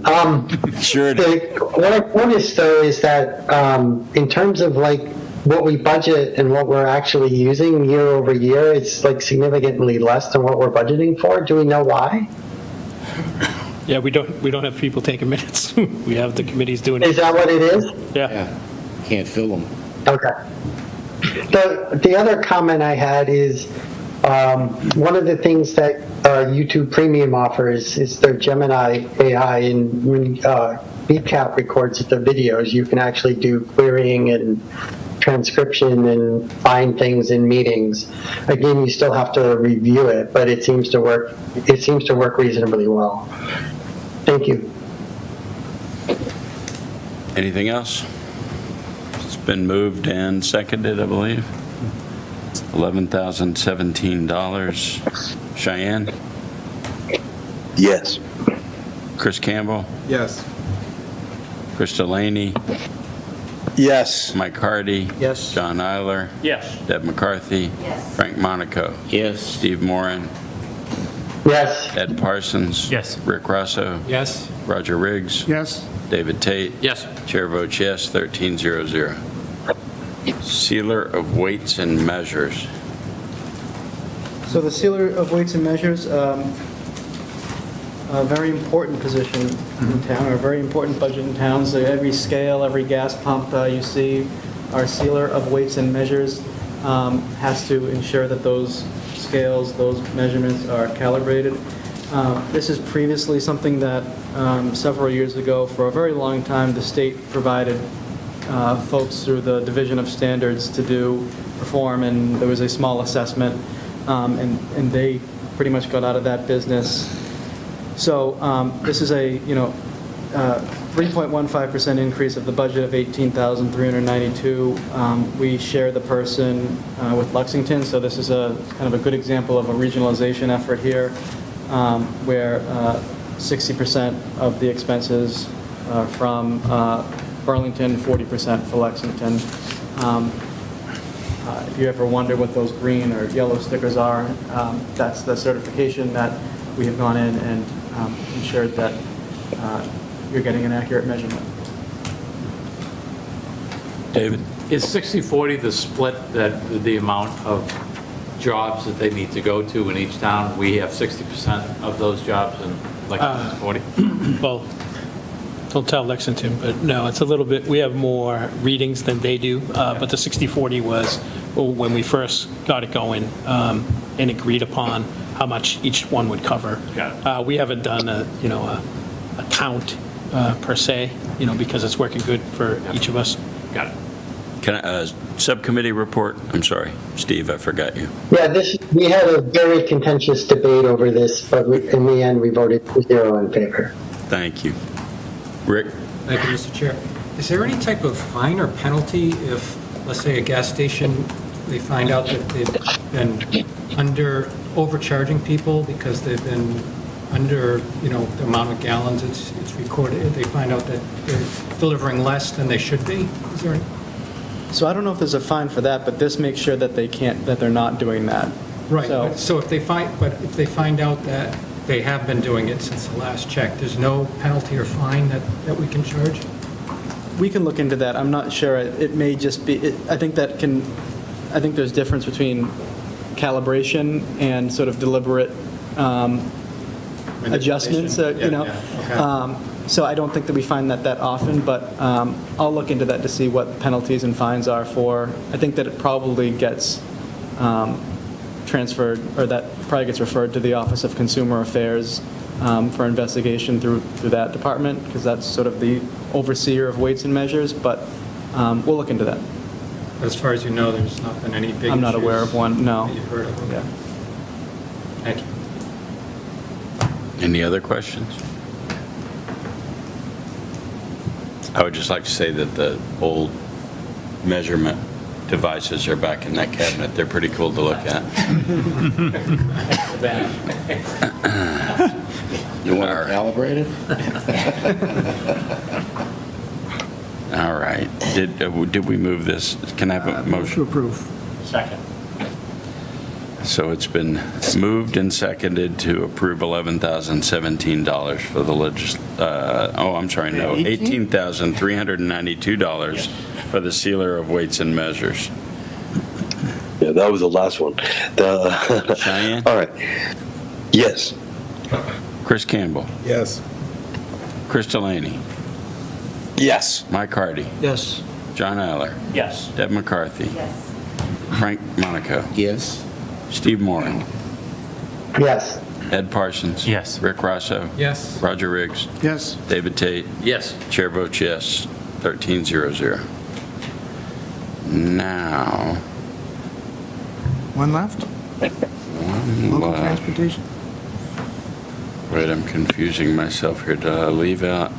Oh, okay, other legislative there. All right. So local transportation. Thank you, Mr. Chairman. You may notice when you look at the scorecard on the website that some of the accounts are highlighted in yellow. This is one of them, and we're not going to ask the board for a vote tonight, and we did the same with the subcommittee, was to just sort of have a conversation. I think the last few years we've talked about the growth of the program and when it was going to sort of level off, or if it was going to level off, and we've seen a tremendous amount of growth just in the last year, specifically in the last 6 months. And if we were going to estimate what the program was going to cost us next year with the current way the program works, under the current requirements, under the current subsidies, it's going to cost about $400,000. So when we put the budget together, we were going to ask for $342,000, and the rest of that we would expect to, the other 50 whatever thousand we would expect to come from the TNC fund that we transfer in January. That's the 10 cents that we get on all the rides that originate here in Burlington. What we wanted to do is take a step back to get some feedback from Select Board and from you folks and some the folks that use the ride, the folks that refer people to the Lyft program, at what's the comfort level on the size of this, what's the right size and scope. Now, we have levers we can pull that once we find out the comfort level of what the size of this program should be, whether it's the way it works now is great, or that it should be something less than that. So right now, there's 3 ways to qualify for the program. You'd be over 60, you would qualify through a disability, you qualify for being 300% of the federal poverty level, so which we would classify as economically disadvantaged folks. That's the biggest growth we've had in this program. We have over 460 people that are qualified for the program. We don't have 460 people that use the program every month. But the program has So those are the qualifications for the program. The actual ridership has grown significantly over the last year. And the way the program works, for anybody that doesn't remember, is the person orders their lift, they pay the first $1, we subsidize we pay for the next $10, and then they pay for anything after that. So if if the total ride only cost $9, we're only paying $8. Our average per ride cost is about $9.25 over the life of the program, and more recently, that's about what it's come out to. We're doing about 116 rides a day if you average out throughout the last 12 months, and more specifically the last 6 months. We've grown the program from 79 unique riders in the first 6 months of calendar 25 to almost 180 unique riders in the last 6 months of calendar, in the first 6 months of 24 versus the last 6 months of 25. We're going from the average rides per month from about 1,500 rides to 3,330 rides a month. So that's what prompted us to say, okay, this program was set up as a replacement of the Beeline program, which was not very convenient, had specific pickup spots, had specific drop-off spots on a set schedule, and it was more like a bus system that just drove around and you caught the bus, to what we considered a very convenient service, which is on-demand concierge service, no time limits. So right now, someone that's qualified for the program, they qualify on a specific number of rides they can take per month, depending on what you qualify for the program for, doctor's visits, social, or work. So we have people that use 50 rides a month. They use it for work, they use it 7 days a week. That is probably the first lever that we would pull to help control the cost of this program, or the first lever we will pull to help control the cost of this program. So the program has kind of gotten away from what it was first started for, but it is a great service to a lot of people. So that's why we asked for some feedback from the elected boards.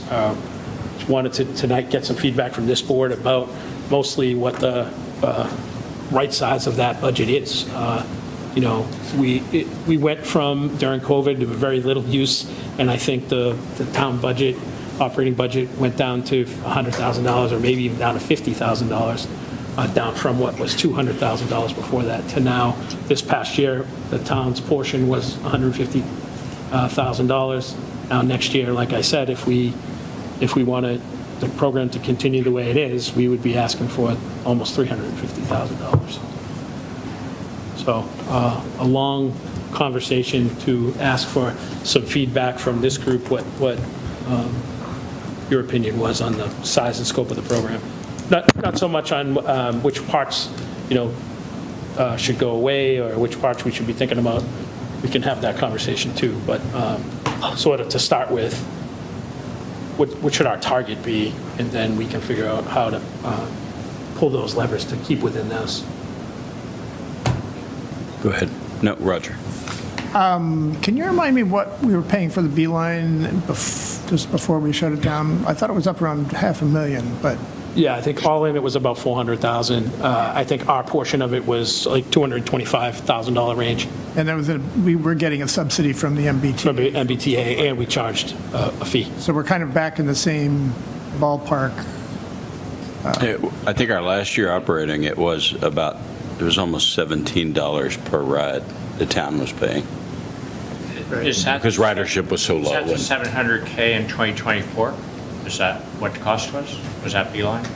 I believe so. So $700K for the Beeline, is that the correct number? No. That's what I see for 2024 here on the actual. For the line for the local transportation? Yeah. FY 2024. Is that not the Beeline, or? It can't be. No, 2024 was not the Beeline. The Beeline's been... Oh, no, 2024 has been a long time, right? Let me just 2018, 2019, something like that. Anyway, I'll just... Well, but we should figure that out. I'll finish my turn and Please. move on to somebody else. I think it's a very worthwhile program. I don't know exactly what the amount of money is. There's probably, as you suggest, there's probably some tuning in the parameters that might cut the top end. It seems like there are some people who are really taking advantage of it. I know that statement, that phrase can be both negative and positive, so I won't belabor it. But it'd be nice if the total cost didn't keep rising. Mike?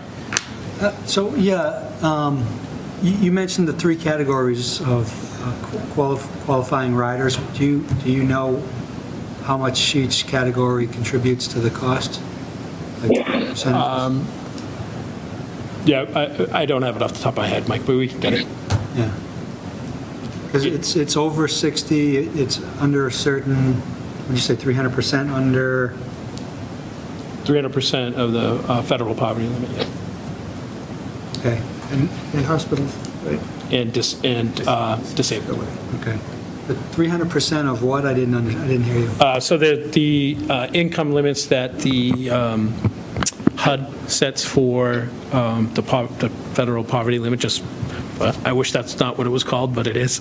Yeah. But they consider economically disadvantaged as anybody under 300% of that limit. Okay. Okay. It's just an indicator they use for affordability matrix. And when people take the ride, do you collect data so you understand, the purpose of the ride, and like you have more data behind this stuff that you can look at? So the rides are all tracked. We get the ridership data of who took it, when they took it, where they got picked up, where they got dropped off, what time it was, all of that data. But we would have to go back to that person's unique ID and figure out why they qualify for the program in order to find out the breakdown of which category is using it the most.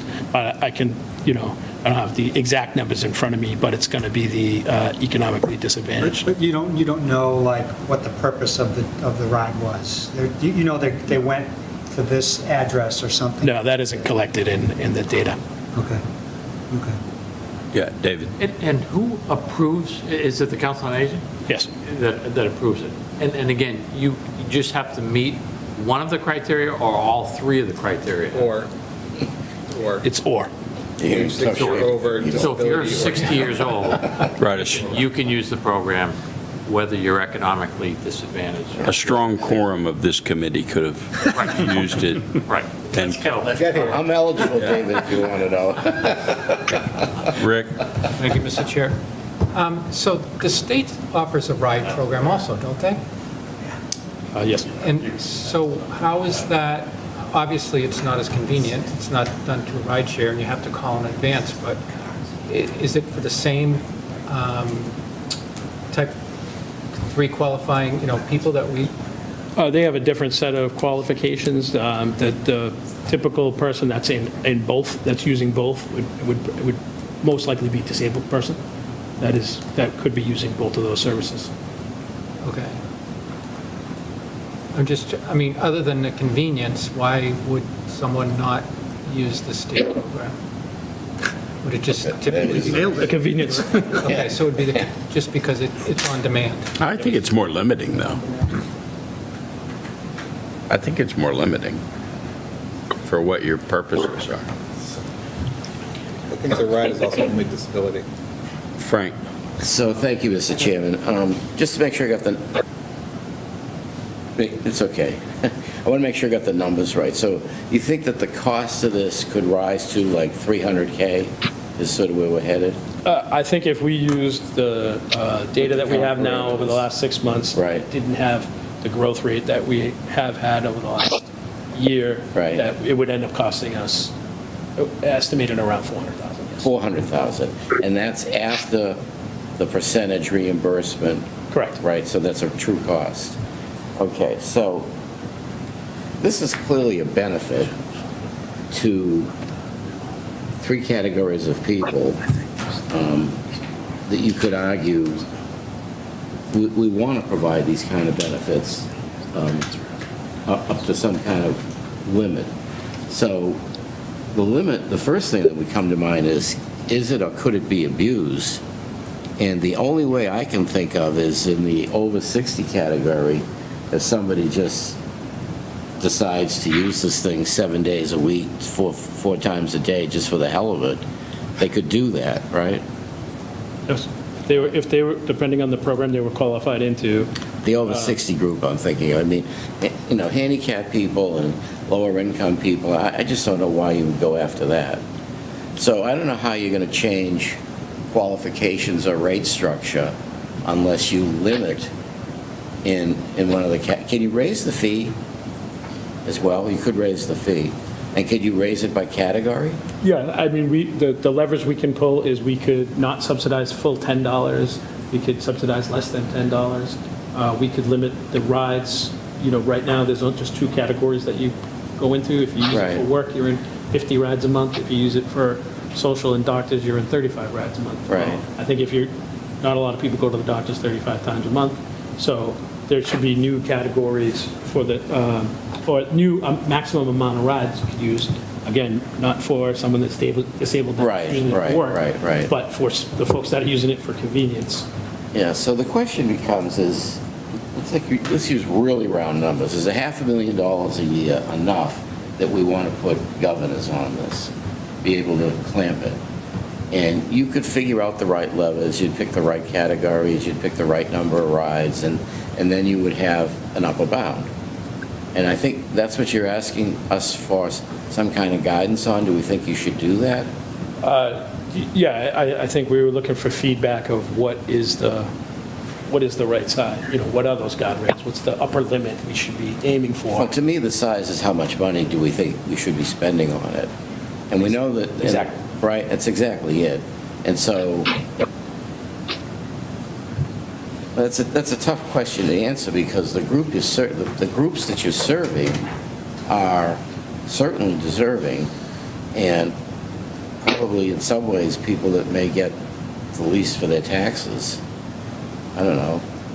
So I would be in favor of a cap that we just pick a number, call it $400,000 or $500,000. You work out the governors for that, and then we've got a cap. That's what I would look for, and I don't know if the number should be 3, 4, or 5, but it's probably in that league. But one thing that complicates this a little bit more was we just found out the other day that there's a sunset clause for the TNC money, that 10 cents for every ride that originates here, any ride, no matter who's using it, Uber, Lyft, whatever, we'll only get that funding through, state will only collect it through calendar 26, so we'll get it in FY 27, and we'll get it in FY 28, and then as of right now, it goes away. The revenue source will be dried up. Why are they doing that? It's unclear. It was, when it was first put in place, it was set up for 10 years, right? Probably lobbying by Lyft and lobbying by the You know, transit one companies. of the state set it up, and I think that the state has been a big beneficiary of that 10 cents per ride, so like it could be reauthorized, or It could be inspired to. and you know, the communities that are receiving $500,000 a year on this, the Cambridge, the Boston type communities, that's going to be a big hit to how they've been programming their transportation. So as of right now, we received notice that it's going to end on that date, but you know, so Well, I guess it makes the rides 20 cents cheaper for everybody that's utilizing them, but it also takes away that sort of transportation funds that are pretty broad in that transportation umbrella for what they can be used. Well, I'd like to know what's going to happen to that for a renewal of another 10 years or not before we go run off and start putting in governors. And I think we won't know that probably for 2 years. The state has a habit of waiting at the very last minute. And, So it'll be 2 years. Yeah. I'd wait. That's what I would do. Chris. 2 questions. One was, are there other communities around here that have a program like this? There are communities that have this sort of on-demand transportation and that's part of the analysis we're doing is instead of the options of do we change the programs, do we change the dollars, what other programs are like this that we know about in this sort of community on-demand transportation. So yes. And then can you remind me again, what was the total amount of rides we had last year? For the full year? Yeah. I'll have to get it for you. Well, because I think that is one of the considerations I'm trying to think of. If we were to go to $1, let's say to $2, and then how many more rides would that potentially buy us or get us in that process from when it started to where we are now? And will that actually matter? I think this pamphlet that they have that explains it was helpful, because my first question was, well, how many rides can per user? And 35 and 50, are the typical allotments. And I think also thinking about the categories, do those allotments make sense? Is in each of them age 60 and over, disability or income, are they using those rides? Or should we have a 20, 35, and I don't know, maybe 50 or 60? And I'm just thinking about somebody who may be actually using this low income to get to and from their job here in town 5 days a week. There's 20 rides, that's 40 rides right there, and then leaves them with 5 full trips if need be, and they don't have a vehicle, just playing those out. So I think those are just some things to consider of if we look at trying to, or if we even should be raising the rates.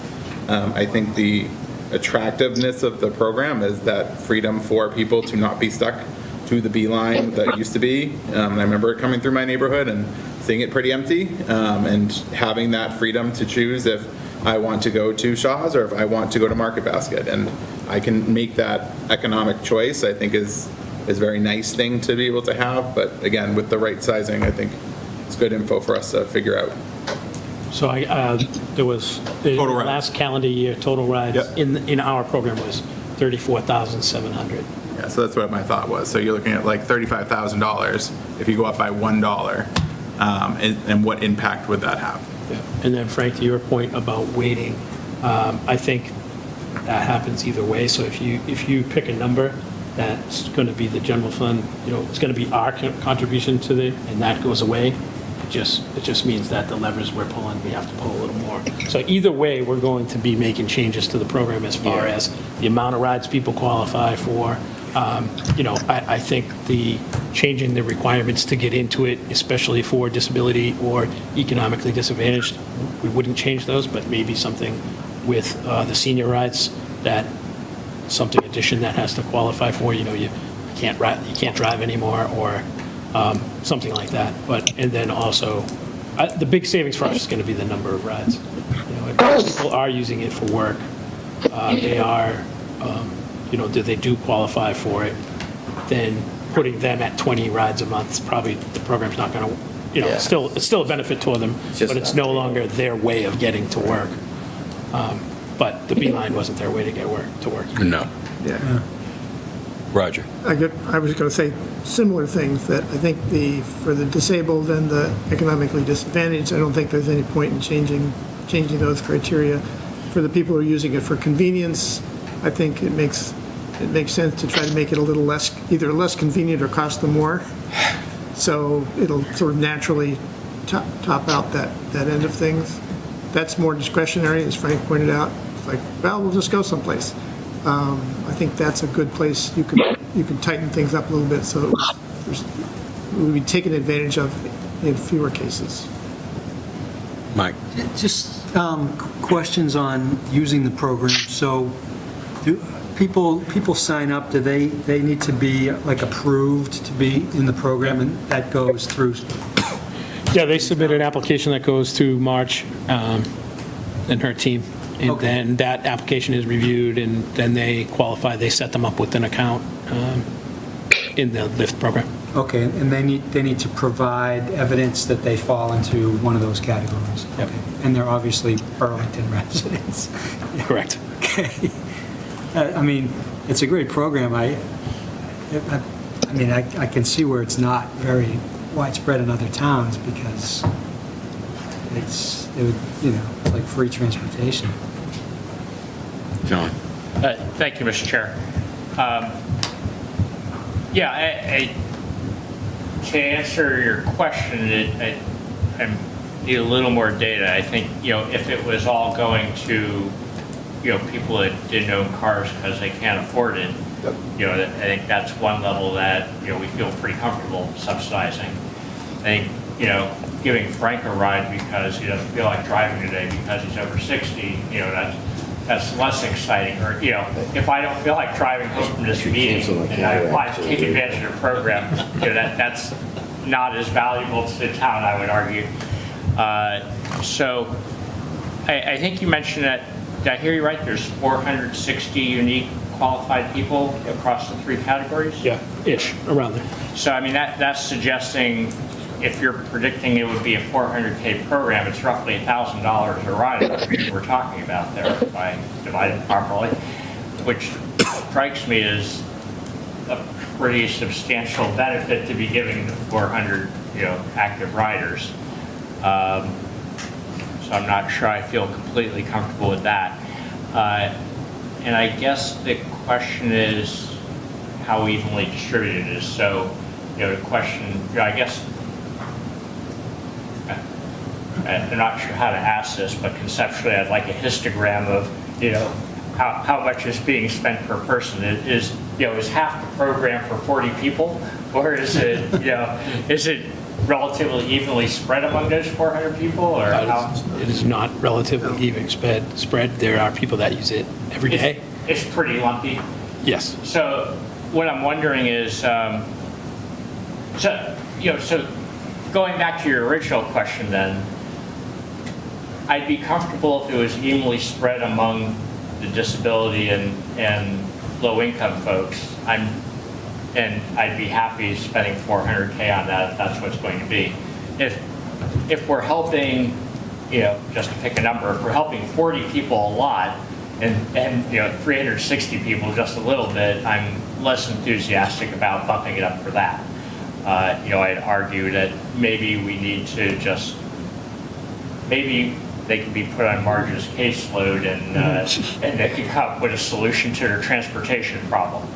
That's probably going to be a lot less expensive for the town to come up with. So I guess I would, perhaps operationally, I would suggest two changes. One would be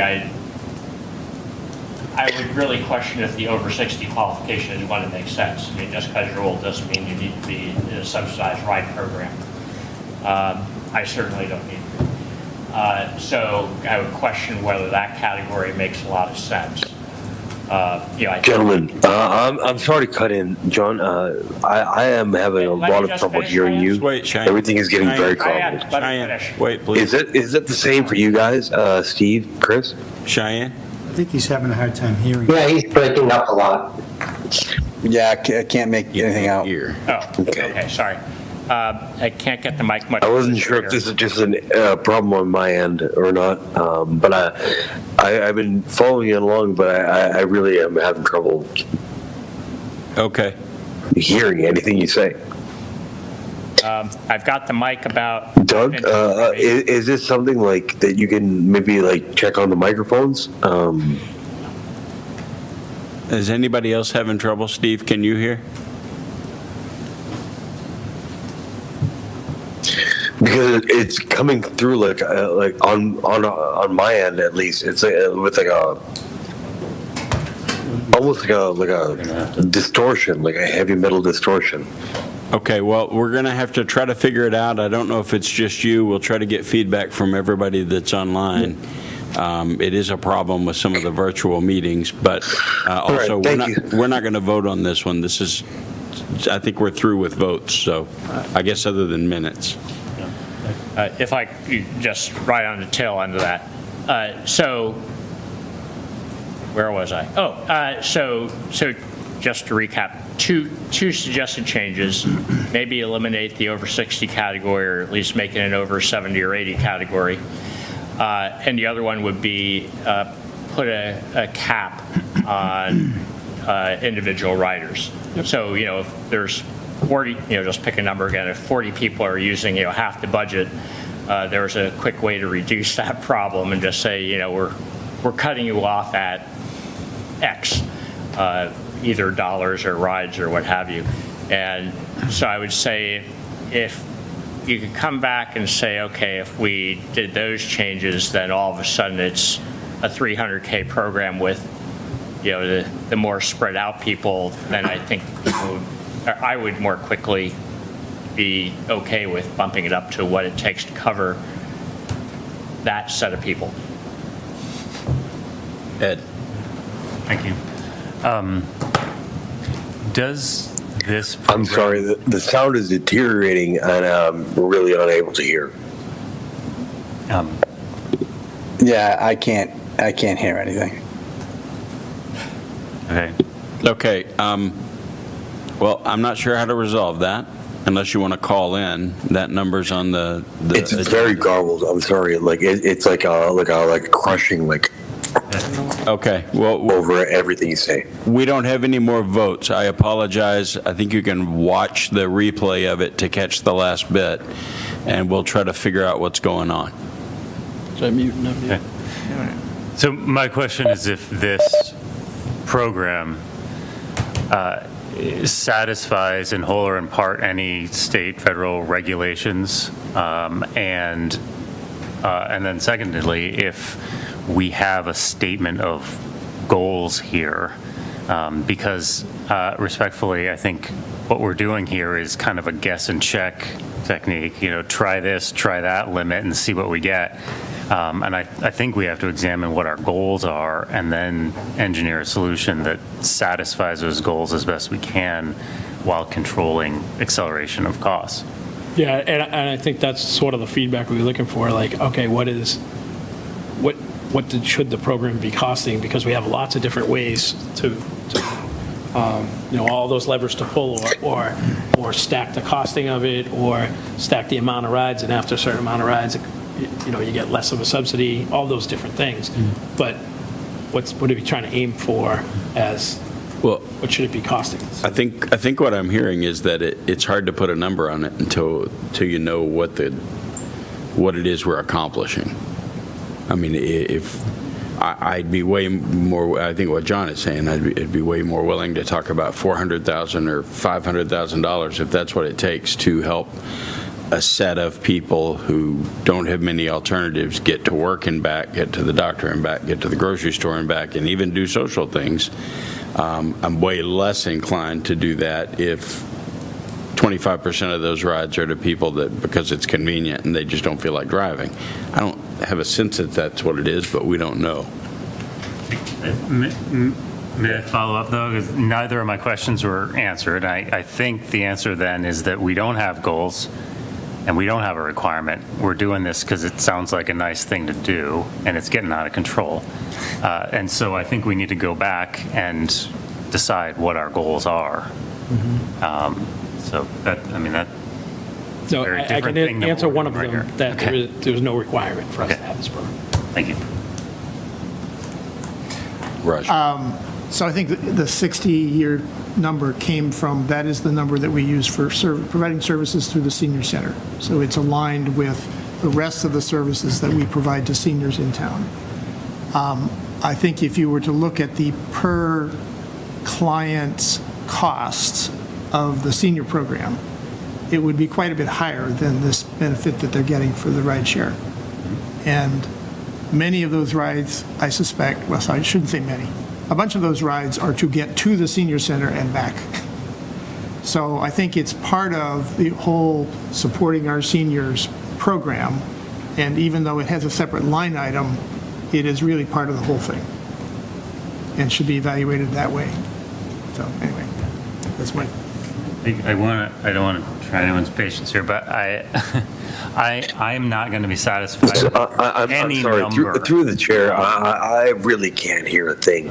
I'm sorry, I've tried logging in and not logging out. 10. It's extremely garbled. I think we're going to have to watch after the fact because we don't have a solution here. Yeah.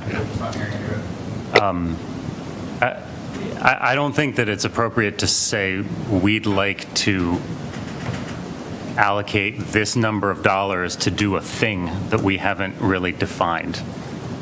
I'm not going to be satisfied with any number. I think we have to decide what it is we want to accomplish, what the goals of the program is, how much help do we want to provide to people, and work from there.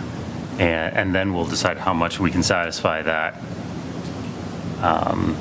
and put a cap on it, but starting with the purpose. Ed, I think that's going to be difficult because the purpose of the program is quality of life. Well, the whole senior program is quality of life. But we can think through and supporting it. what quality we might provide with particular services, and then we'll provide as much quality of life as we can afford. And I think John's asking how much can we afford? But you're right, it's elastic. Right. I mean, I think we know what the program, we know what the expected cost of the program will be. We know what, if we level funded it, what it would have to be, and we have different levers we could pull for that. But I agree, you know, the program is completely different than when it first started. It's going to be a board, select board policy. That, you know, it is, I think it's a great program for some people. I think when it first started, this isn't what people thought it was going to be when it first went in place. It was, is a great service that can replace the Beeline service and be way more convenient. I think it always was going to serve people that qualified under those three things, but now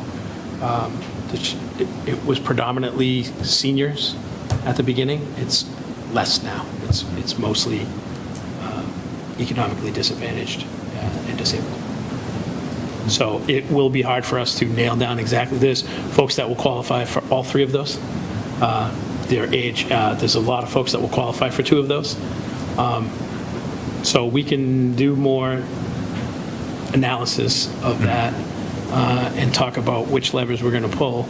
But again, without a target of how much we should be aiming towards, or to Ed's point about exactly what we're trying to accomplish. I think I'm taking the heat off you. I think that we need to pull together a committee and try to maybe talk with the Council on Aging, or I think with Human Services, and yeah, that's all ongoing. Talk about This was what just the one needs group. We are. wanted to get some feedback from what the guardrails of the dollars should be. That's Ways and Means purview. So that was the feedback we were looking from your group. We already have the other groups working on that part of it, and the elected officials working on what maybe the goals part of it is. John. Thank you, Mr. Chair. I just wanted to push back on Roger slightly here. You know how I love a good discussion. I just looked at my notes. The last thing I had a note on was from 2020, where there are 6,600 people that are seniors in town. So let's say half of them used a senior center or senior services, just to pick a random number. That's you know, with a $620K budget, that's just $200 a piece. So this is a huge, this is a huge amount more than what we're providing for other senior services just by itself. In fact, just to put a fine point on it, I mean, if the whole Council on Aging budget is $620K, you know, talking $400K just for rides is obviously a huge fraction of that. I think Marge has better numbers for the number of clients who actually come. Yeah, I'm sure, but if we just even look at the total budgets, would we really want to allocate 40? You know, if we look at combined number of $1 million, would we really want to allocate 40% of that for a ride service if we're thinking of this as a Council of Aging expense? Seems high. Dave. And just one last, I think you said it up front, but during the height, right before we closed the Beeline, or during the height of that, what was the net number that the town was paying at that time? That the town? The town share. For the Beeline? An MBA reimbursement. I'll have to look it up, but I think it was $225,000. That's the number. That was our share. So it wasn't the 3 or the 400, because we were getting reimbursement from the MBTA. It was about a $225,000, is what I remember as well. Thank you, Mr. Chair. Just one last question. So what's the payment process? How does that work? It's through Lyft. How do we pay? No, how did the ride, the $1, how does that get? They have to have a Lyft account. So they set up their lift account, it's attached to ours, they get billed the same way you would get billed if you took a lift, and then we get billed our share of it too, separate. Oh, okay. It's very convenient. So there's no administrative costs associated with it, really? I mean, very little. Yeah. There's, for folks, the seniors that don't have smartphones or technologically,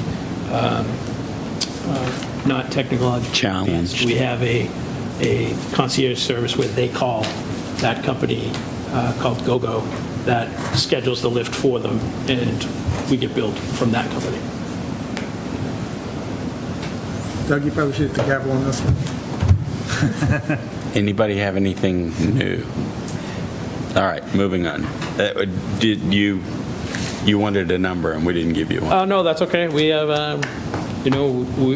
I think for years when we talked about what the growth of this program, where was it going to level off at, we always talked about what we used to spend on the Beeline as sort of the target. So I think we just move forward with that being the target. We have those other groups weigh in on the levers that we're going to need in order to stay within those guardrails. Things like we'd never have a recertification, we never have any of that, We unfortunately know some people when they fall off the program because they either move out of town or they no longer live in town for another reason.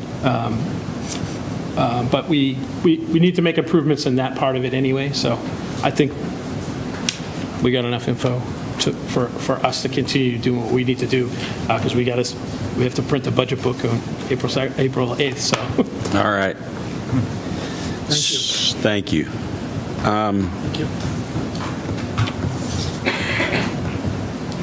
We don't have I'm not sure that they can hear to vote, so I don't know how important it is for the minutes.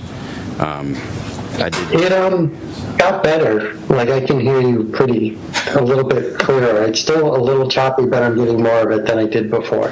Okay. Are you watching our video? Because sometimes your audio quality can get better if you stop using the video. What fun is that? Well, we can't. Yeah, I don't think it was. I was going to ask. I think if you guys turned off your video, it would help. On our side, I think we were getting the same choppy experience. Okay, let's finish this up. That sounds good. Reports from members representing the committee. Anything with the police station, Mike? No. There's a big hole out there. Bids came back nicely, lower. A little savings there. The foundations. Nice. Beautiful. From a neighbor. You're watching. John said that there'll be a more complete report at the selectmen's meeting on Monday. Okay. High school, nothing really new. Moving through the filling out the MSBA forms. Fox Hill. They got a contractor. They're working on the contract itself. The bids came in lower than, actually 10 million lower than the very first bid estimate that was done. So excellent. Overall, it looks promising. It won't be, that's not 10 million direct savings to us, because MSBA will realize some of that savings also, but we don't know what that mix will be. And I think I mentioned last time, but the MSBA has been making incremental reimbursements as the charges have been improved, so there's even less that we have to bond. Money that we don't have to borrow. Right. Chris, athletic fields? Nothing to report. Thank you. And Rob's not here for electronic voting. Minutes for February 11th, 26. I had a couple of changes that I incorporated. Let me come back over to the vote. So do we have a motion to approve the minutes? Move to approve? And a second? Second. Cheyenne? Oh, I'm sorry, Rick. You said you had made some changes. Was that after you sent them out or before you sent? We have the latest version. You have the latest, well, except a couple of people made some suggestions. Based on, okay. I don't usually send those back out. All right. Thank you. Cheyenne? He dropped off, Okay. I think, yeah. Chris Campbell? Yes. Chris Delaney? Yes. Mike Hardy? Yes. John Eiler. Yes. Deb McCarthy. Abstain. Frank Monaco. Abstain. Steve Moran. Yes. Ed Parsons. Yes. Rick Rosso. Yes. Roger Riggs. Yes. David Tate. Yes. Chair votes yes. I believe that gives us 10-02. All right. Ed, Next meeting next week? Oh, go ahead. Just to make a note for the Town Hall 2 folks, so next week, there wasn't a assignment next to town meeting and reports, so Frank and I have already taken care of that. That could be a clerk one, that could be a Town Hall one, so that's already taken care of. Okay. And then, obviously, you see Ways and Means Reserve Fund coming up, that's a Town Hall one. Okay. Thank you. Anything else? Go to the order. All right.